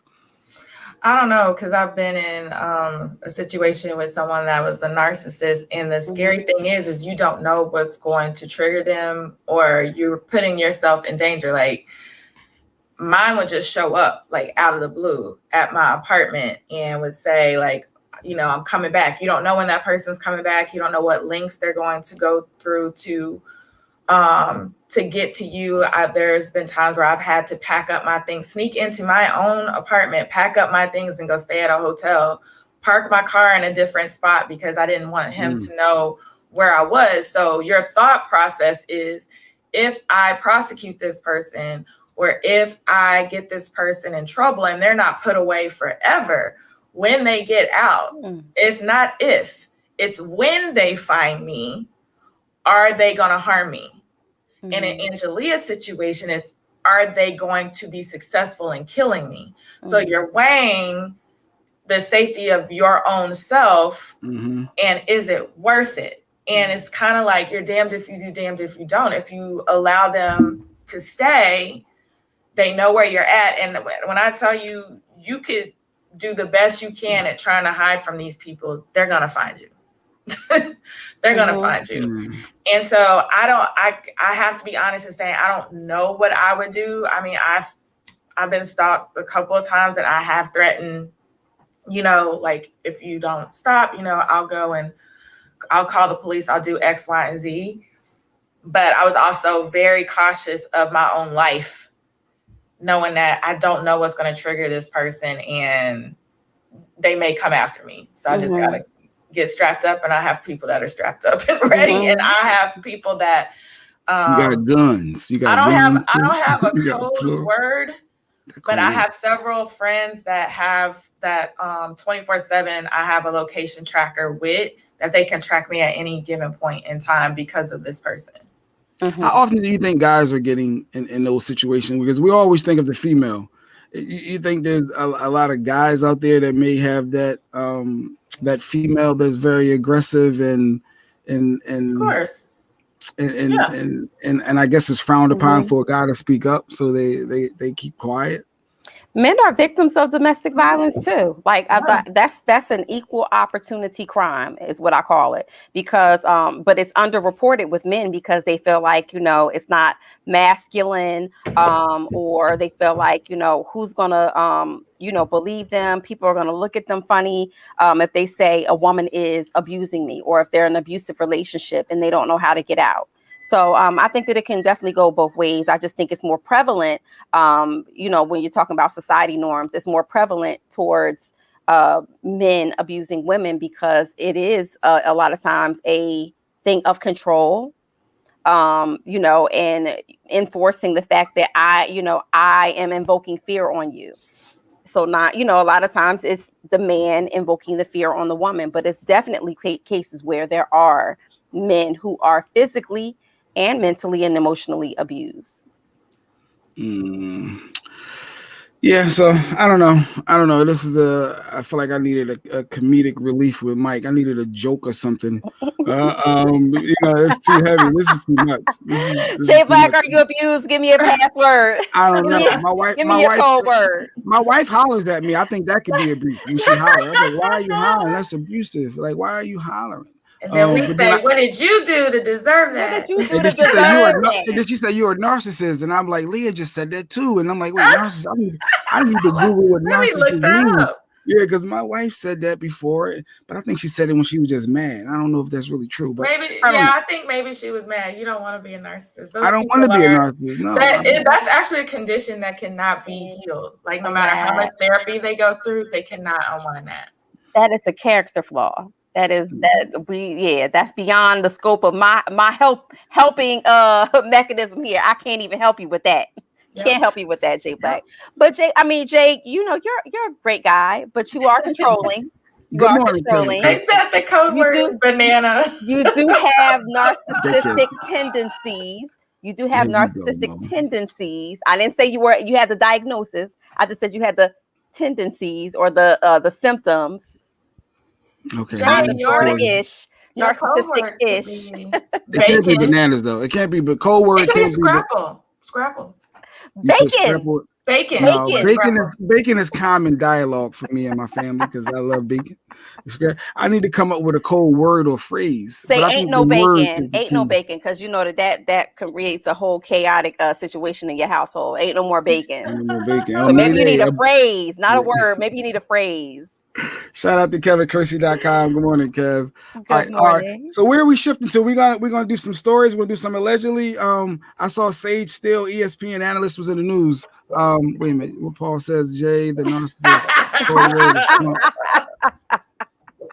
Here we go. Listen. Never stops. But Sage Steele, if y'all familiar with her, she's analyst, and she brought up about Barack. She's not sure or understand why he identified as black, having a white mom, and it's getting traction. She's getting drugged. I think, do I have the clip? Let's see if we have the clip of Sage Steele. I would love to get your thoughts. Oh, yes, we do. Here we go. Check this clip out. When you fill out your census, I'm like, well, I don't know when the last time I filled out my census was, but if they make you choose a race, she's like, what are you going to put? I go, well, both. She's like, well, you can't. She goes, well, what if Barack Obama chose black and he's biracial? I'm like, well, congratulations to the president. That's his thing. I go, I think that's fascinating considering his black dad was nowhere to be found, but his white mom and grandma raised him. But hey, you do you. I'm going to do me when you fill out your census. So that went viral, and now she sounds so stupid. Thank you. Thank you. I didn't want to say it. Thank you, Leah. I didn't know that your race was determined by who raised you. Like, she sounds so stupid. And when he walks out there in society, even before he was the president of the United States, that man is black. No ifs, ands, buts about it. No ifs, ands. That was stupid. That was idiotic. So if I'm raised by Koreans, if I was adopted and raised by Koreans, does that make me Korean? No, that means that she supports Rachel Dolezal. Pacific. Do I check that box off for Island Pacificer? I mean, that was just the weirdest response to me. I played it a couple of times just to make sure I heard what I heard. That was the weirdest response to me. But it's funny because we always have this. Since before any of us was on this earth, we've always had this whole how much black gotta be in you for you to be considered black. Oh, in you. Oh, Lord. Is it a quarter? Is it half? If that's the case, then there's a lot of white women out there. Right. How do you get your black card, so to speak? What guarantees you to say, all right, you got your black card? But why did she take stabs at Barack is what I was confused with. Like, where did he go? Why did he get sniped? Because he caught so much flack about that during when he first started campaigning and wanted to be president. And of course, they got to turn in their birth certificate and all of these great things to identify who they are. Who your people. And so I think that that's where the focus came in. And plus, Barack is the standard because he was the president. And I think that was just a talking point for them at that time. So if she wants to identify as white, she could.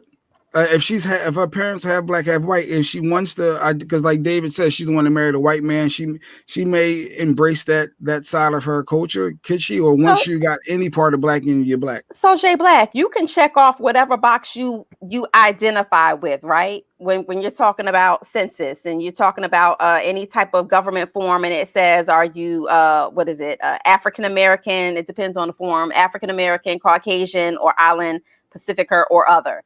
Sometimes it even gives the Native American. It depends on what form you're filling out. You could check off whatever you want to, but when we're talking about society and what society views you as, you blackity black. There's no question about that. You blackity black. If one of your parents are black, they're considering you black. Actually, I think there was a rule. There was a rule about a certain amount of. It used to be. Mm-hmm. Yeah, there was a rule. Like if you were this percentage, like that black gene is dominant, therefore you are black. But if we take her argument, then we can't get mad at Rachel Dolezal, who said, I'm a black woman. I'm just white on the surface. Yeah, I identify as. We can't get mad at Rachel. She out here braiding hair and everything now. So I'm gonna listen a little deeper. I just let me play this again. My brain cells. I can't. When you fill out your census, I'm like, well, I don't know when the last time I filled out my census was, but if they make you choose a race, she's like, what are you gonna put? I go, well, both. She's like, well, you can't. She goes, well, what if Barack Obama chose black and he's biracial? I'm like, well, congratulations to the president. That's his thing. I go, I think that's fascinating considering his black dad was nowhere to be found, but his white mom and grandma raised him. But hey, you do you. The little shady part too, his black dad was nowhere to be found. The shade of it all, placating the whole missing black dad stereotype. I didn't like that either. I want to Sage. You want to Sage? She is toxic AF. I said, wait. Oh, even though you was raised by your white mama and your white granny and your daddy wasn't nowhere to be found. Like, I think that was unwarranted. That's what it is, Don. One drop of black blood and you are considered black. And so that was the old measurement or old way of measuring back in the day. But of course we know now, with science, you can't quantify what percent, is it just 5%? Is it in my hand and the rest of my body is white? You can't do that. And so again, society, we go by what society says, society norm. She's a Neanderthal. Good spelling. She's a Nathan. Yeah, you know the word. Neanderthal. But certainly in society, when we're walking around, and if you have any type of melanin in your skin, for certain, you black. Oh yeah, the shade was real. The black dads ain't around. Is that true? And his black dad wasn't nowhere to be found. Yeah. The shade of it all. Who hurt you? Yeah. Some black folks aren't around. Some black dads, to be honest. We have to but be honest. let's not play into the stereotype, because there are a lot of black dads who are around. I had a black dad who was very present in my life and who still continues to be present. So let's not play into the narrative that black men are never in their children's lives. You see, I do that. Yeah, because there's white men. Yes, you do, because there are white men out there who are deadbeats too, who are not in their children's lives as well. But we don't talk about that. Listen, if she wants to claim white, fine, throw her away. We don't want her. We're gonna. The black delegation has spoken. Gone. We didn't want you anyways. You probably put raisins in potato salad. You look like you put raisins in the potato salad and that crunchy stuff on the mac and cheese. Not the raisins.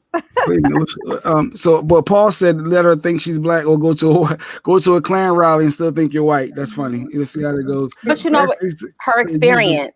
Going back to her experience may have where she went to school at, who her I guess her upbringing, whoever she was around, maybe she just identified more with her white culture, her people, and that's fine if that's what you want to go with. But what you can't do, sis, and I use that word loosely. What you can't do is, you know, placate into the whole narrative of the dysfunctional Black family, and you know, I'm mixed because I want to embrace both of my cultures, type of thing.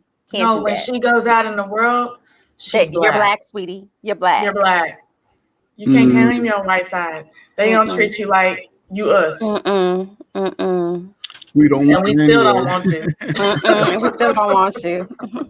But she didn't go to HBCU.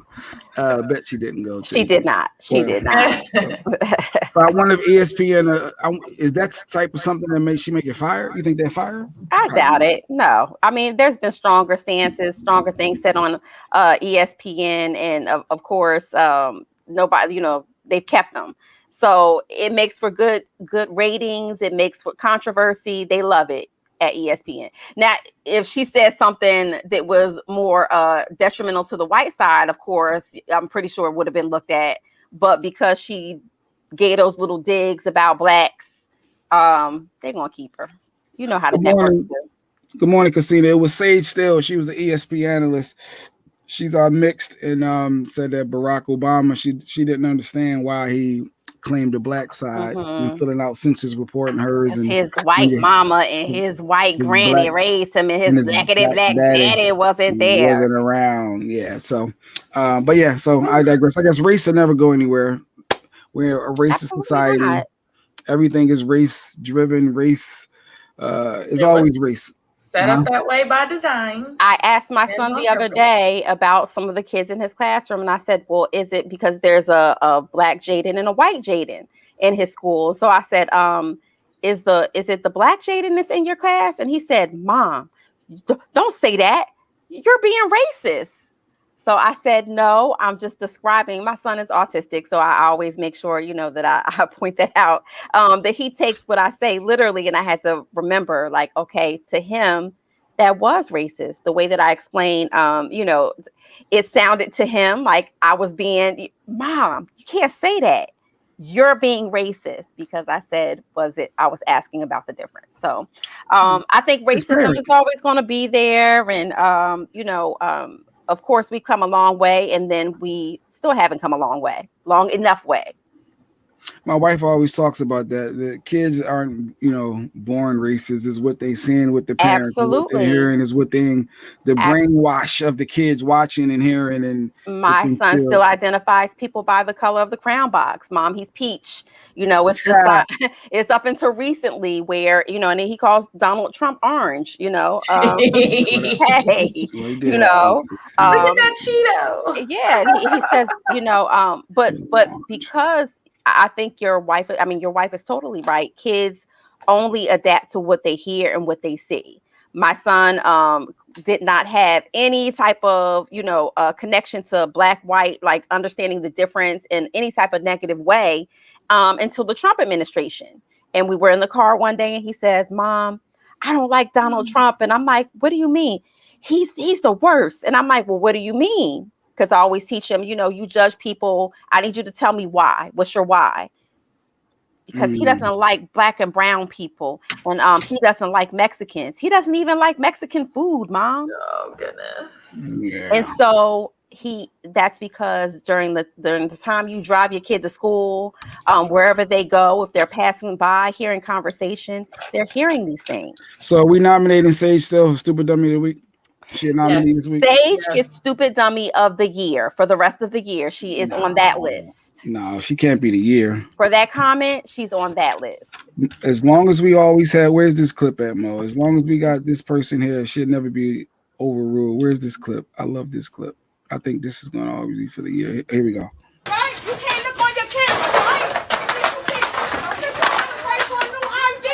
Clean that shit up there. Because like I said, I asked for fucking help, right? I asked for fucking help. And nobody wants no fucking help. Nobody wants the fucking help. Right? Now y'all got to stop cleaning up the fucking stuff. You know what? No. Since y'all can't find it. I love that. Listen, I love that. She gets the Stupid Dummy of the century. Like for the rest, of her life, As long as she's on this earth, she gets the Stupid Dummy Award. She's definitely going on the list. Oh God!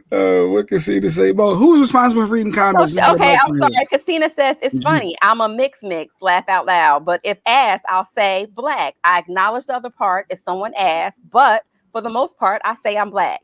And so that's who you identify with. And honey, that's who society thinks you are. David Burns says we really need to teach our kids about different cultures and languages of the world. I agree, David.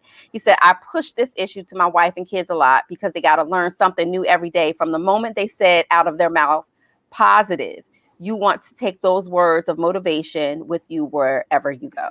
Bam. And Tam says, Walgreens girl. Yes. Stupid dummy. Stupid dummy. For real. For real. All right. So I guess we got to shift gears. That was fun. What else was in the news? I saw T-Pain. Y'all see that post? When IG came back up in Facebook, I ain't gonna lie. I hit refreshed. I did feel like, I usually look, there's always a couple of stories that stand out. And I saw T-Pain had posted about his grandmom having COVID.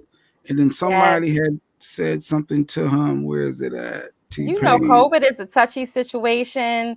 Anytime you're bringing that up, you're going to have your lefties, your righties, your Republicans. Anybody's going to come out the woodworks to comment.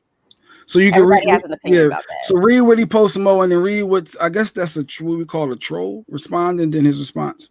You want me to read that? And I ain't got my. I can't see Jay Black. Right. I told you So I lost my contacts, everything in the hotel. T-Pain posted, bro, my 97-year-old grandma is in the hospital alone with COVID that she got from her freaking nurse. What the F is wrong with people, man? Please, y'all, just explain it to me. Just help us in this effing stuff, please, people. So I'm guessing he's supporting getting the vaccine. So somebody responded saying, we could assume the nurse was vaccinated and asymptomatic, so clearly had no clue that they had COVID. But that's not that's not going to fit the agenda that T-Pain is pushing. That's what the troll said. And then T-Pain responded, she was not asymptomatic. She was sent home, and the hospital had to contact every patient that she had come in contact with. Grandma got tested, and when she got there was negative. Then my screen cuts off here for a little bit. But we know that that's not how COVID works either, right? Because you can test negative and then 3 days later test again, and it shows up. So how does he know that the nurse was aware that she was COVID positive?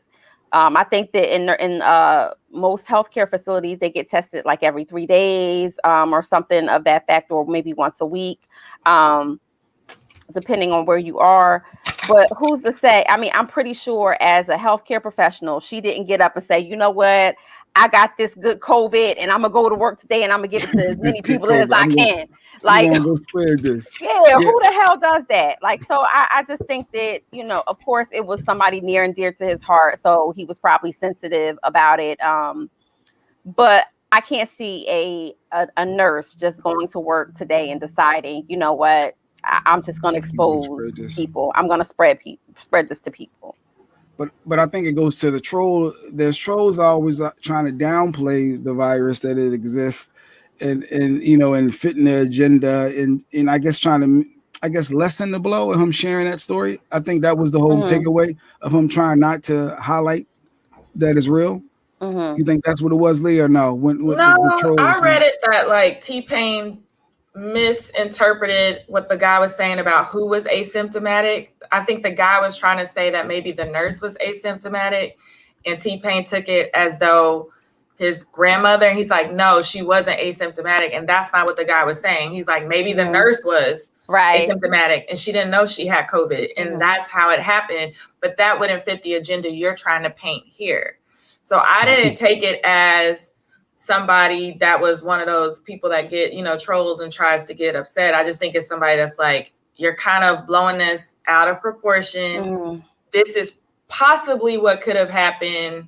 And, Just putting it out there. I didn't take it that way. And COVID is it's something that we've never experienced before. And then you have these different strains and variants where with the Delta variant, you don't even get a fever at times, because they were saying if you have a fever, checking people's fever, that was like, okay, you don't have a fever, so you must not have COVID coming into buildings. It's so many new things that we're finding out daily about COVID that, you can't fault somebody. You really can't go back and say, oh, this nurse was being irresponsible by coming to work. What we are finding out is things are changing. Rules are changing. When you talk about healthcare, I saw that now you're going to be charged more potentially in your city and states if your partner or mate does not have the vaccine. This is like healthcare warfare. Louisiana healthcare will charge workers more if spouses and domestic partners are not vaccinated. So you mean to tell me if I go get vaccinated and I'm good money, but my man decides I'm not taking the shot, my premium is going to go up? That's crazy. Yeah, you got to pay more money. You got to convince your partner to get that vaccine. I mean, it does make you everything, all these signs of why are they pushing so hard. But I got to pay more money for my health care because you don't want to get the shot. So that can cause friction within the relationship, possibly, or in you getting off my premium. How about that? If you decide that you don't want to get the shot and they tell me that my premium's going up, guess what? Guess who ain't gonna be insured? You on your own. You on your own, bruh. You on your own. Just like that. Just like that. It's just like that. If you want my insurance, you getting off. Or just get the vaccine. How about just get the vaccine? Obamacare.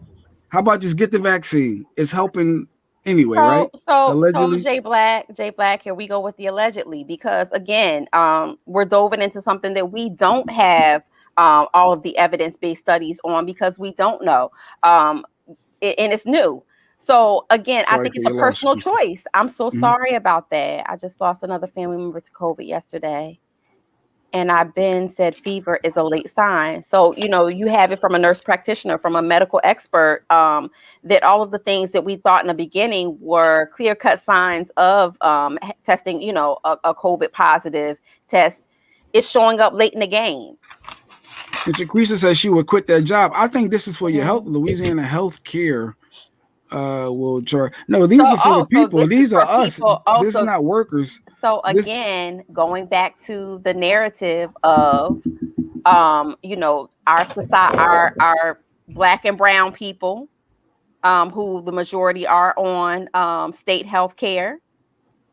When you look at the numbers, so you're basically telling me if I'm on Louisiana state health care and my husband or spouse decides not to get it, you gonna drop me? Or my premium is going to go up? Yeah, you got to pay more money. Convince your partner or your spouse to get it, or you pay more. I ain't convincing him of a damn thing. He's just going to get off my policy. That's how that's going to go. Something about the COVID is just not right. Yeah, when we have to care about, yeah. Like it's something there when you say if my spouse doesn't have the shot, I got to pay more money. So in New York, they're giving away $100 again to people who come and take it. And Shaquisha asked, you hear is a whistleblower that works for Pfizer? You heard about that? I don't even know. No, you're gonna have to send me that tea. I was waiting on that. Well, hopefully the same whistleblower that shut down IG and Facebook. We don't want that again. That's for sure. Hope there's a different whistleblower. But yeah, that stuff is all real. That's real. So hey, but we're not being forced to take it though, right? Like it's still all optional. They're just putting the obstacles in front of us. It depends on where you live, because in New York, if you cannot go in a restaurant, right, and eat, you can't go in grocery stores, you can't go to any type of social outings without having that card. That's a major thing. That's a game changer, because if other states follow suit and start shutting down places or where you can go to where necessity, you're talking about grocery stores, CVS's, things like that. If they say you can't come in here unless you have a vaccination card, what is that going to do for just people's well-being altogether. You're going to start seeing a lot of people who are depressed because they're being exiled or kind of, taken out of social situations, social engagement. You're going to see a lot of stuff. Yeah, Shawn says like driving a red car, so you can raise your premium, you can raise your insurance. So hey, no COVID shots is just going to be similar to that. You're going to have some higher rates, which is crazy. Texas is forcing it now. Unless you drop him from your insurance. Increasing insurance is saying to lose my job. Yes, it is forcing. It is. That's why I said it's medical warfare. I think that's just. Actually, when she says forcing, I saw a post from Mario. I think we got that. Mario had posted that is not being forced. What did he say? No one is forced to do anything. Influence, yes. Forced, no. There has been two main weapons: fear of death and fear of poverty. Mm-hmm. Does that make sense? So, isn't that kind of forcing your hand to say? It's kind of like saying, "Eat this or die. Take this or starve to death. Take this or you ain't going to be able to feed your family because I'm going to cut off all your resources and your means of doing so." That's not force. You tell me, Leah. Is that forced? I feel like, in my opinion, I'm with Mo. I feel like it is, because you're not really leaving people with much of a choice. Like, you're at some point they're being denied of like basic human rights at a certain point, forcing them to comply. So I don't know. Maybe he was trying to sound really smart and intelligent. It didn't land. It didn't land with me. It didn't resonate. It did not land with me. Sorry. He tried to sound smart, and he came off dumb. It didn't land. Oh God, that's crazy. All right. So y'all are funny with this COVID stuff, but yeah. So I got mine. The booster is every 6 months or whatever. Allegedly, we're going to keep an eye on all of this COVID stuff. I am not vaccinated. I've made made it no secret that I'm not, and it's a personal choice. Because I'm not sold yet on just getting vaccinated. No, Jay Black. You don't got no real reason not to. Listen, what is your real reason? First of all, and I'm in that small percent. You know how they do the percent, only 1% of people experience blah blah. I'm in that 1%. That's me. I always have the reactions. I said, if I get it, I'll probably go 2 ears, 2 noses, 4 extra eyes, and be hanging over the bed, because I'm always that person that when I take something, I always have this severe reaction to it. So I'm good. Good morning, Nyla. Good morning, Nyla.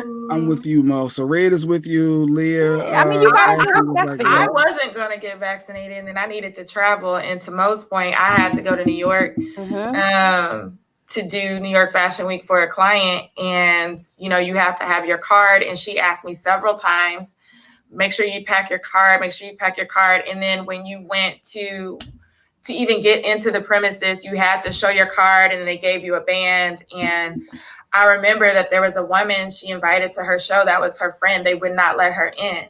And so I went down to security and I was like, she's on the list. And they said, well, she's not vaccinated. This woman was clearly like 6 or 7 months pregnant. And she was like, the vaccine wasn't really like out there and approved or whatnot until after, obviously I got pregnant, and it was at a point to where my doctors kind of advised against it because they didn't want anything to harm the baby. But let me show you that I have the antibodies, because she had COVID before. She had the antibodies, and she showed all the testing on her phone. And they were like, no, sorry, you can't get in, because if we make an exception for you, we've got to make an exception for everybody else. And I just felt terrible, because it's just like, this is a pregnant woman with a child. And y'all are pretty much telling her, like, you can't do anything unless you get this vaccination, even though you have another human body growing inside of you that you don't know how it would affect your child. Not only that, they're telling if you are pregnant, they're saying don't get it. Like if you're pregnant, so how they do wouldn't you let her live? in. They wouldn't let her in, and I used every lawyer term I could think of. And New York was like, you was pulling them out. And New York was like, no card, can't, or no proof of whatever. Right. She can't get in. Yeah, But that's why a lot of people are on, going through the back block, J Black, and getting these fake vaccination cards. That's why it's out there, because and so them sting operations. Oh, it's a Sexy Mo, wear your eyeglasses. Listen, she need it because she got to better read these comments. My glasses, aka my birth control. Those are my backup joints, and I don't wear those out in public. Unfortunately, I'm gonna get all of this handled today. I can see the comments. We got a comment from Michael Shawn.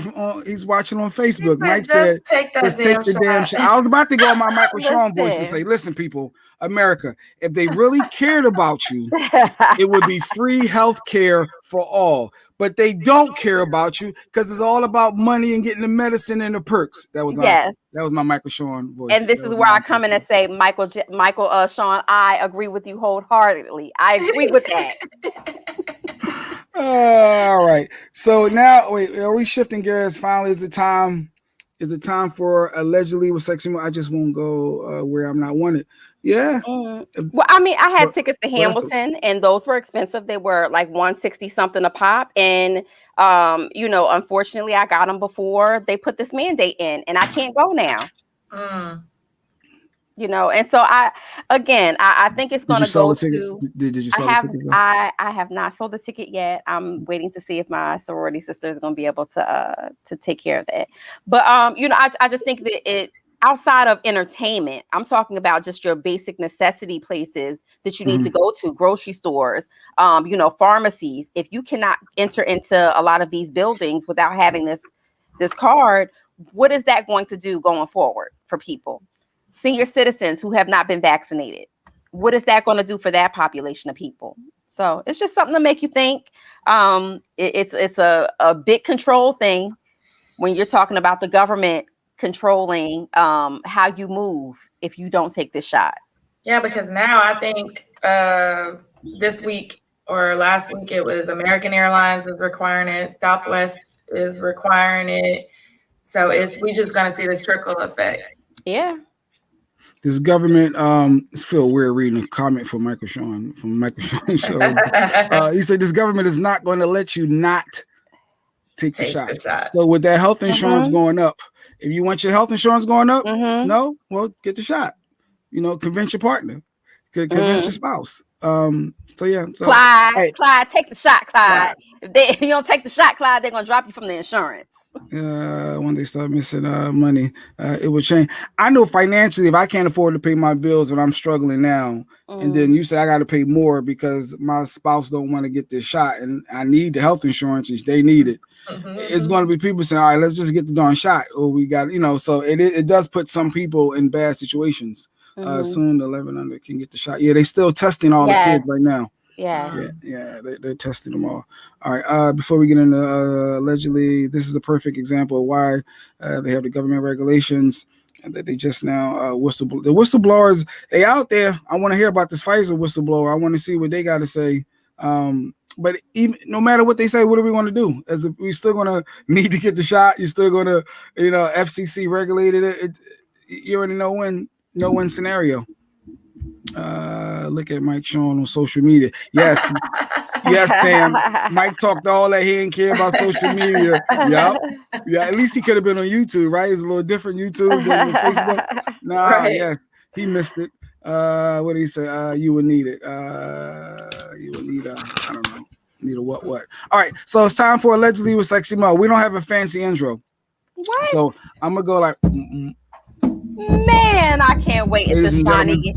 We don't know. Shawnee get back. We don't know if this is true. We don't know what she's saying is facts or not. But Mike. We do know it's allegedly. I'm trying to take it to Michael Shawn. It's allegedly with Sexy Mo. Good morning, Mo. What's your first story? Bam. Boo! That was terrible. Worst intro. That was terrible. Right. That's terrible. I think I'm going to have to contact We the Worst Records about that. I think you're going to be dropped from the label, J Black, with that intro. Terrible. Well, I do have some allegedly for you, Jay Black, and it's the week of marital bliss not. It's the divorce week, and what's mine is mine, and what's yours is mine too. Dr. Dre's wife is claiming that he has a love child out I there. saw that. He is dropping that into, and it's like clawing at this whole divorce proceeding. I reported not too long ago that the judge has issued, that Dr. Dre has to pay her legal bills now, right? Mm-hmm. So the longer that he technically holds out on providing more money or providing what her side is asking for, it's more bills that she's amounting for her legal counsel. And so she's getting the money either way. She's tapping on his bank account either way it goes. And so, yes, she's claiming now that he has a secret love child that was made during the time that they were married. And so, what say ye, Jay Black? Do we believe that? I mean, I guess if there was a love child, if someone would know, it would be his partner, because he would have at least shared or said, "Hey, I don't think it's mine," or "I'm paying for this." And but do we really believe that there's a Dr. Dre love child and she hasn't spoke up? The baby mom hasn't said anything. So she never put it in the initial when she filed the first motion. She never put that in there. So this is just coming out. I don't know if I believe it, but then again, I guess if it was a baby mom and he probably paying her, she gonna keep quiet. Exactly. Maybe she's one of the good ones that ain't gonna talk. That he put run her me my up bag, somewhere. Dre, run me my bag. Run me my bag, and I I won't keep my say mouth anything. Just make sure that check hit every month, same time, same bad channel, and we good. Don Page said he's with Mike Shawn. She's going to disappear. Send me my hush money. I'm good. She's going to disappear. But she's getting paid. His ex-wife, she's getting her money. If anything happens to her, everyone is going to be looking at Dre, and he got to prepare for the Super Bowl halftime show. So we need Dre. He has work to do. He has work to do, and I'm pretty sure that she's gonna try to stick her hands on some of that money too, because that's an increase in income, right? I'm pretty sure he's doing the whole halftime show for a nice take-home purse. It doesn't matter. They're still in the middle of a divorce proceeding. And remember, I told you before, and maybe Leah can speak a little bit more to this, but the whole spousal support and the alimony, that's a temporary amount. It doesn't mean that it's fixed and she can take him back. The lawyer can take him back and say, hey, he's making more. We in the middle of this. No, I think you're wrong. From the date that they filed that divorce and they started, anything I earn after that has nothing to do with you, because it's just like child support. Unless she had a hand in spearheading whatever opportunity that was, or they can prove that she was a factor in him getting that opportunity, or she had been in the past, and that's a little bit different. And that's why I'm hiring Leah Frazier. If I ever get a divorce, get married and get I'm just gonna be like, oh, remember when I actually gave you that idea back in such and such, and I wrote it on a napkin and I have it in writing? Bam! Yes. Give me my money. It's all in the wording, Black. It's all in the wording. For gold diggers, we need a new word for that.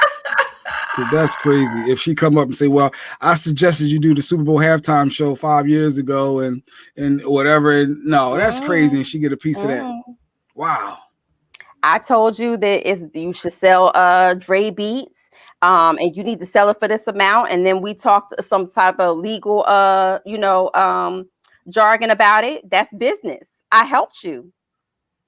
Like I need California law is different than any other law. I know that when it comes to divorce, you hear it all the time. It is. I took that bar exam. It's the hardest bar in the country. But you have to learn 2 sets of laws. You have to learn federal and state, and it was very difficult because I was coming from Texas, where everything is just pretty much black and white. Texas, where COVID don't exist and everybody can have a gun. Oh, it doesn't. It doesn't exist here. It kind of skipped our state. All right, so we'll see how that play out. Yes, in Texas, I always say Texas, everything is spit on your hand and I'll spit on yours and we shake on it and that's the contract, right? Yeah. Well, speaking of contracts and judges, the judge is kicking back his original, what he set out originally, saying that Kelly Clarkson's husband gets to keep the ranch. Well, he's taking it back. Kelly Clarkson is getting her ranch back and the other two properties. The judge is saying that, see, y'all was all happy. You thought we got one. The city boys was hyped when this first came out, and they was all excited and saying, "Yeah, one for the guys." Nah, she does still have to pay the $200,000 a month, or whatnot, but she gets to keep both of the properties. Because the judge said basically she brought it with her money. And the other two properties that she's getting to, it came before they were together, and so it's not part of the marital split. So he's trying to fight it, but the judge said it's a no-go, and and so it's a win-win for her. Is it because his income? Is it because his income, what he brings, what he offers? Is that why? Maybe. Well, no. Well, in this case, as far as the property, it wasn't part of the prenup. It doesn't align or fall in line with the prenup. So why does she get it then? Because she brought it with her money. She purchased it before I guess they were married. So it was solely in her name. It's not part of the premarital split. So in that state that they're getting divorced in, evidently there's the whole 50-50 or whatever rule. And Leah, maybe you could speak more to this. Community property. If they made some enhancements. In Montana. They remodeled the house, which made the proper value higher. He played a part in that. Well, Jay Black, he's claiming that his monthly salary is only $10,000 a month in comparison to Kelly's salary. So Kelly is already paying him $200,000 a month in alimony.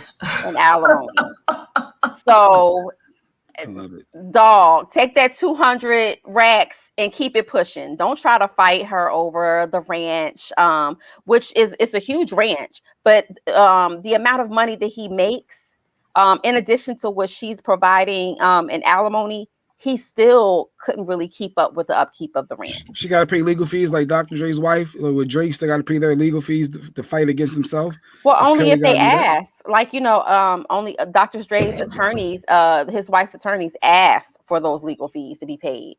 So if you don't put it in your, I think if you don't put it in your motion. Yeah, you have to ask for attorneys. You have to ask for that. You just don't get those grants. It's not an automatic.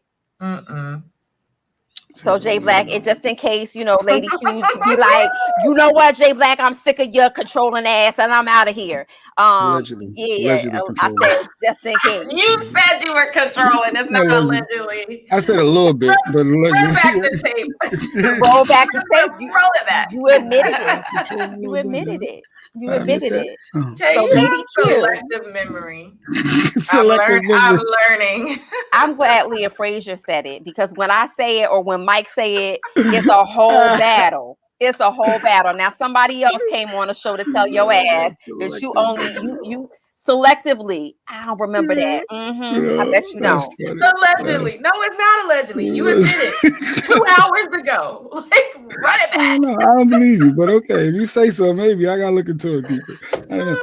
But good for Kelly Clarkson's husband that he's still getting the $200,000. She got the house, but he can still buy his own crib, and he don't need the $10 million ranch. He can get his own that she still end up paying for. Because she's paying $200,000 a month. It's something about this ranch, though, that in Montana that he is hell bent on keeping. I mean, it's a beautiful piece of land, but he is adamantly, he doesn't even care about the other two properties. It's this Montana ranch that he doesn't want to let go of. But so maybe we also in a divorce, we've got to look.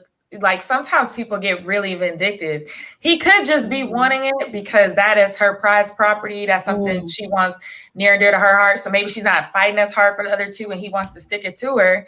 So all of a sudden he cares about this ranch and he wants to fight for it. And you see that all the time in the family law courts, like people fighting over the stupidest thing because they don't want their spouse to be having an ounce of happiness. All of a sudden you care about the thing that you never cared about for the 20-25 years they were married.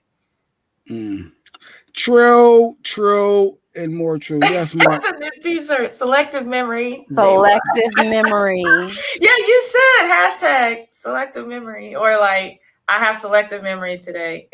I tell my wife she gotta make some selective memory shirts for selective memory equals J Black. Yes. Ain't nobody gonna buy that one though. I think just selective memory might be a good shirt that people will I'm support. on my J Black-ish.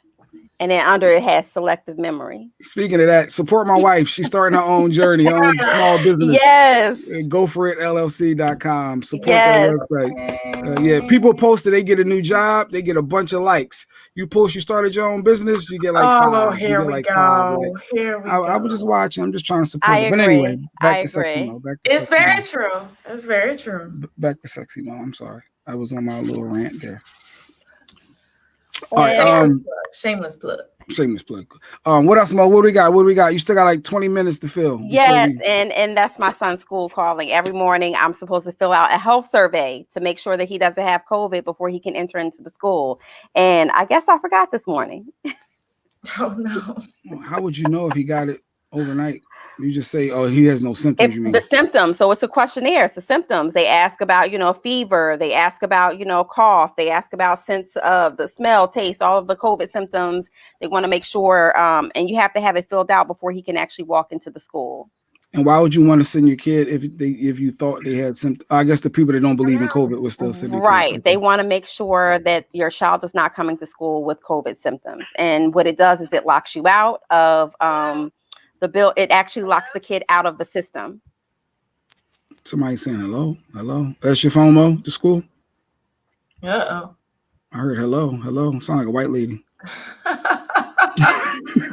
Like, am I on the air? Oh, Mo's frozen. Allegedly with Leah and Jay. I don't know. We come up with some stories. Did she freeze for real? She did freeze. Yeah, she's frozen. She's gonna have to go out. She's gonna probably come back in. What else is in the news? All right, who's out there got an allegedly story for us while we're waiting for Mo? Give me something in the news that we can talk about that's allegedly before I make up something. No, don't make up anything. Let me see. I like making up stories though. That's fine. See, there you go. Admit it at 2 hours, 25 minutes, and 52 seconds. Admission that you lie. Let's see. What else do we have going on? Allegedly. All right. We talked about T-Pain. We talked about Mary. I saw him in the news. Ray J. Go ahead. Go ahead. Oh, did you see that? I was listening to the Breakfast Club and DJ Envy is getting sued because he named his car show Carchella. And so Coachella is actually suing him for trademark infringement. Yep. And he's already paid in $30,000 to the case. And so he was asking people whether or not they believe that he should fight the case or whether he should go ahead and change his car show's name. I believe he got merch. He got shirts. He got jerseys. He got chains made. And he's been rocking with Carchella for a minute, so they sat on it. No, they didn't sit on it. He apparently, it was called Drive Your Dreams before. He had already trademarked that. He set up the business that way and then got the great idea like, oh, I'm calling it Carchella. And so he's been promoting it. Obviously, Breakfast Club has a very wide audience. Charlamagne comes out the gate and says, they gonna sue you. They are going to sue you. And they came around and sued him, even though he said he had checked with his attorneys. His attorney says, you're fine because under a trademark, you have to file whatever you're trademarking under categories. And so he says theirs was filed under, his attorney said it was filed under a festival, music, and a location. But his was dealing with autos, auto cars and events, not the same. Well, apparently Coachella not only has the entire name trademark, but the Cella piece is trademark as well. And so because he did Car and Cella, and they've trademarked Cella, like Coachella, the Cella. So the cellist, everybody. The Cella is trademarked by them as well. Yeah, so he's getting sued, and he's trying to figure out, should I fight it or should I just go ahead and change the name? You gotta let that go. He just got. I would say just let. Yeah, I would just say it ain't worth it. Just change the name because the theme is the theme. Yeah, take your bread and he got to eat that and move on. That's funny. We was all in a group text yesterday back and forth. I didn't even see that come up. But yeah, and every time I try to get him on the show, he said, "When I'm on the same time y'all are on." But that's interesting to me that I'm eating that loss, and I'm moving on. The gear I got, whatever it'll be, keepsake, similar to how Mo's back from the cell phone. But yeah, we were talking about DJ Envy getting sued by Coachella. And should he leave it alone or not? Turn your phone sideways. I'm feel like a guest right now. Turn your phone sideways. There you go. I feel like a guest right now. Yeah, like what is she doing? Like, yeah. You talk about COVID, and all of a sudden I lose all Wi-Fi again. Oh, it's your Wi-Fi. The hotspots ain't working no more. It's the Teddy Riley Wi-Fi. Versus. Back in the day, what is this? Oh God, David Burns, the whole paragraph. Area police officer. Oh yeah, Sounds like something for Friday with Dr. Smith. We'll come back to that, Dave. All right, Mo, what's your next story, Mo? Can you hear me? So yes, we talked about R. Kelly. Your audio sounds horrible though, Mo. I'm just being honest. It sounds horrible. Oh, I'm not supposed to say that, Leah? Did she just leave? She got mad at me. No, I don't think so. She was making adjustments. No, Mo got mad at me. She do that from time to time. There was some guy on the internet that was I don't know who he was. I saw it last night on my feed, but he was like in defense of R. Kelly. Some influencer, I guess, some black guy. I gotta go pull it up. I was about to say, I was wondering what his angle would be. It's probably separating the artist from the music, maybe. As far as him supporting R. Kelly? Yeah, I would think. The guy was blaming the parents and was saying that we were focusing too much on the young girls, that there should have been more of a focus on the parents because the parents pretty much sold their daughters to this man for money. And so pretty much it's not R. Kelly's fault. Like he was alleviating the blame from R. Kelly and putting it more on the parents, and people just dragged him, which they should, because these are young girls whose lives are now ruined forever. But he was in defense of R. Kelly, saying we need to be looking at these parents who pretty much sold their daughters. Can we look at them in addition to, without putting it off all on the parents? Meaning, I do think parents played a role in supporting his sick thought process and how he handled, and moved and manipulated a lot of those young girls and minors and all that. But I do think the parents play a role, but I don't think it's solely on the parents, because parents are there to protect, right? Aren't their role is to protect? They didn't protect. And surviving R. Kelly, there was several that came back and said, my daughter wanted to be in entertainment and she wanted to be a singer, and he said he could do this and he said he could do that. And it was the same thing allegedly with those young boys and Michael Jackson that they were saying. Michael said that he could help them in their career, and I let my son go, stay with him or travel with him, and this happened. So there's a lot of instances of parents allowing their children to be alone with these entertainers for the sake of this person saying they can get them to the next level or make them famous. Yes, I agree. The parents had played a part. Yeah, so parents play a part. Yeah, I don't think the parents are off the hook, but I don't think if the guy is trying to say, hey, it's all the parents' fault and it ain't R. Kelly's, that would be he's going to lose that debate and argument every time.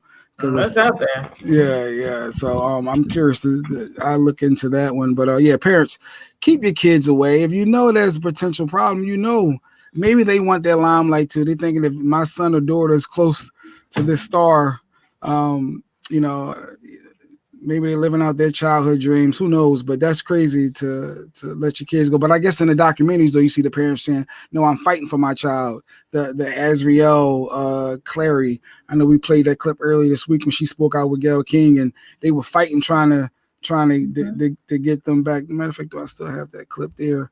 But it was interesting to see how she looks now and what she looked like then. And she spoke about how R. Kelly, manipulated and that whole process. Ariel, Clary, is she still here? Yeah, she's still here. Might as well play that clip while we're waiting for Mo.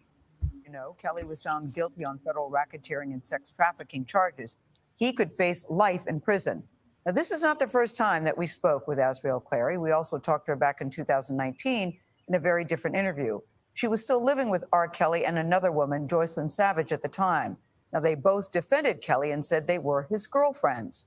Here is part of that interview. What is your relationship, both of you, with R. Kelly? We're with him. That's our relationship. We're with him. Yeah, we that's what it him, is. And we're in a relationship with him. Right. You just said it. A very strong A very strong relationship. They said both women claimed Kelly was not abusive, and we should note that R. Kelly was nearby and made his presence known to the women during that interview, although we did not know that he was still in the room. We were told that he had left. We sat down with Azriel Clary yesterday, more than 2 years later. She says our conversation back then was a turning point for her. And I look back at the interview that we did originally, and I'm wondering how you go from that young woman who was very clear, and I have no judgment here. I'm just trying to understand your process. It was consensual. She was in love with him. She felt he cared about her, to making the decision to take the stand against him. I feel like that interview was a blessing because, like I said, for 5 years since I was 16, I didn't have any relationships with any other women except for women that he had been intimate with. And so when I did that interview with you, I instantly regretted immediately how I reacted. And you did? You regretted it? I did. And I don't know, something about just watching you be very casual and calm and collected. And it just reminded me of me. I was like, wait a minute. I used to be that poised. I used to be that calm. What happened to that girl? Where did she go? And couple thoughts there, though, Leah. I thought Gayle was a little like she wanted to be co-signed with. Oh, really? You? I know the shade. The shade of all that. But like when you look at that, first of all, she looked like she's been through a lot compared to what she looked like 2 years ago. I don't know. I guess we're not going off appearance, but she was speaking her truth. She did look a little bit more tired and beat up, but I guess as a victim, go for it. Come on. She looked a little bit more tired and beat up. She did look like she's been exhausted. Like she's word choices. You're not like Mike. You're not falling for it. Okay. No, I'm not falling for it. Lord Jesus. She's speaking her truth now, but like she was in the moment, I guess, back then. So she felt obligated. Now that he's definitely locked up, she feels more confident to come out and speak. Well, of course. I mean, when somebody exerts that amount of control, he was in the room. They didn't know what they were going to get into the first time once they left the studio. And now she's free to speak. It's free to speak. But you know what I can't get out of my mind, and maybe I'm the only person that thinks about this, is that there was that report that came out that said how bad he smelled down there. And so because of all the stuff he had going on, and they've been talking about it, and I'm just like, so every time I see his face now, and every time I hear any of the situations, I was like, how did they manage to do all those things with him every day, all day, knowing that it was just off the chain down there. The 50 million in the bank account might have something to do with it. No. Oh. I don't know. Every time I see him, I can't get that out of my mind. Like, your junk is just. No, I think everybody at some point been there before. They kept moving. I think we talked about that before. We did, Jay, but apparently his is like that every day. Like, it's not an accident. Like, several of the women complained, and they testify to that. But yeah, so R. Kelly's going away for a long time. So yes, R. Kelly is the sick person. It's definitely all on him. But the parents played a part. Just circling back to that. So yes, the parents that pushed their kids onto him and allowed those behaviors, and I guess some of them probably had to sign off if they was minors, like the say an adult is taking care of their kid. I'm sure something to that degree, but it's sick. It's all bad. Leah, the ray of sunshine is irking your soul right now. I've been trying to see with Mike. I can say little stuff with Mike, right? And then Mike could just run and boom, he falls for it every time. And I don't be serious. Like I just mentioned it. I keep forgetting Mike's not here. So Leah's like, I'm not falling for that. No, we not. But no, I feel bad for all those victims, to be honest, because if that was a child of mine or me, myself, and it's horrible, and whatever he gets, he's going to get. I know it's right now is a minimum of 10 years with multiple charges to come that could be longer unless they're running it concurrent. So that's that. So yeah, that's all allegedly we got for today. That's all I got, Leah. It's been fun.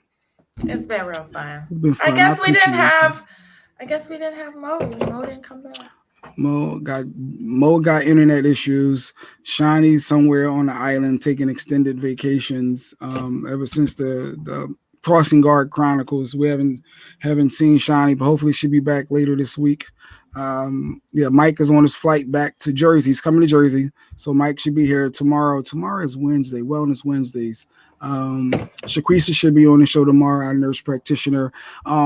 I don't know. Do we need Herpes Goddess to come back? Did you check the Herpes Goddess out? Who? Yes, last Wednesday we had the Herpes Goddess. No, I wasn't on that one. I missed that one. Yeah, so she's a young black girl that has herpes, and she's spreading the word, getting the word out about herpes and signs to look for, how to protect yourself if you have herpes. Apparently, a lot of people have herpes and don't want to admit it. So she's trying to break that stereotype and stigma, especially within our culture, because as soon as you get herpes, you're like, oh, back off, hot. Oh, whoa. But she's trying to break that, and she came on, and but you don't like that, obviously. TikTok is popping, 350,000 people. She getting it in. No, do you? Do you? Who am I to judge? I was intrigued because at first I was judgmental, and then I looked into her page and I saw what she was doing, and I was like, oh, okay. I look at it differently now. Educating. Yes. And that part I thought was good. So for Wellness Wednesday, we had her on. So I think Mike wanted to try to get her back on tomorrow, but okay. We'll see. We'll see in touch base. But yeah, so that's all I got. I want you to close the show out, Leah. Act like you're Mike, and you should close the show. You should say like some inspirational words of wisdom or something.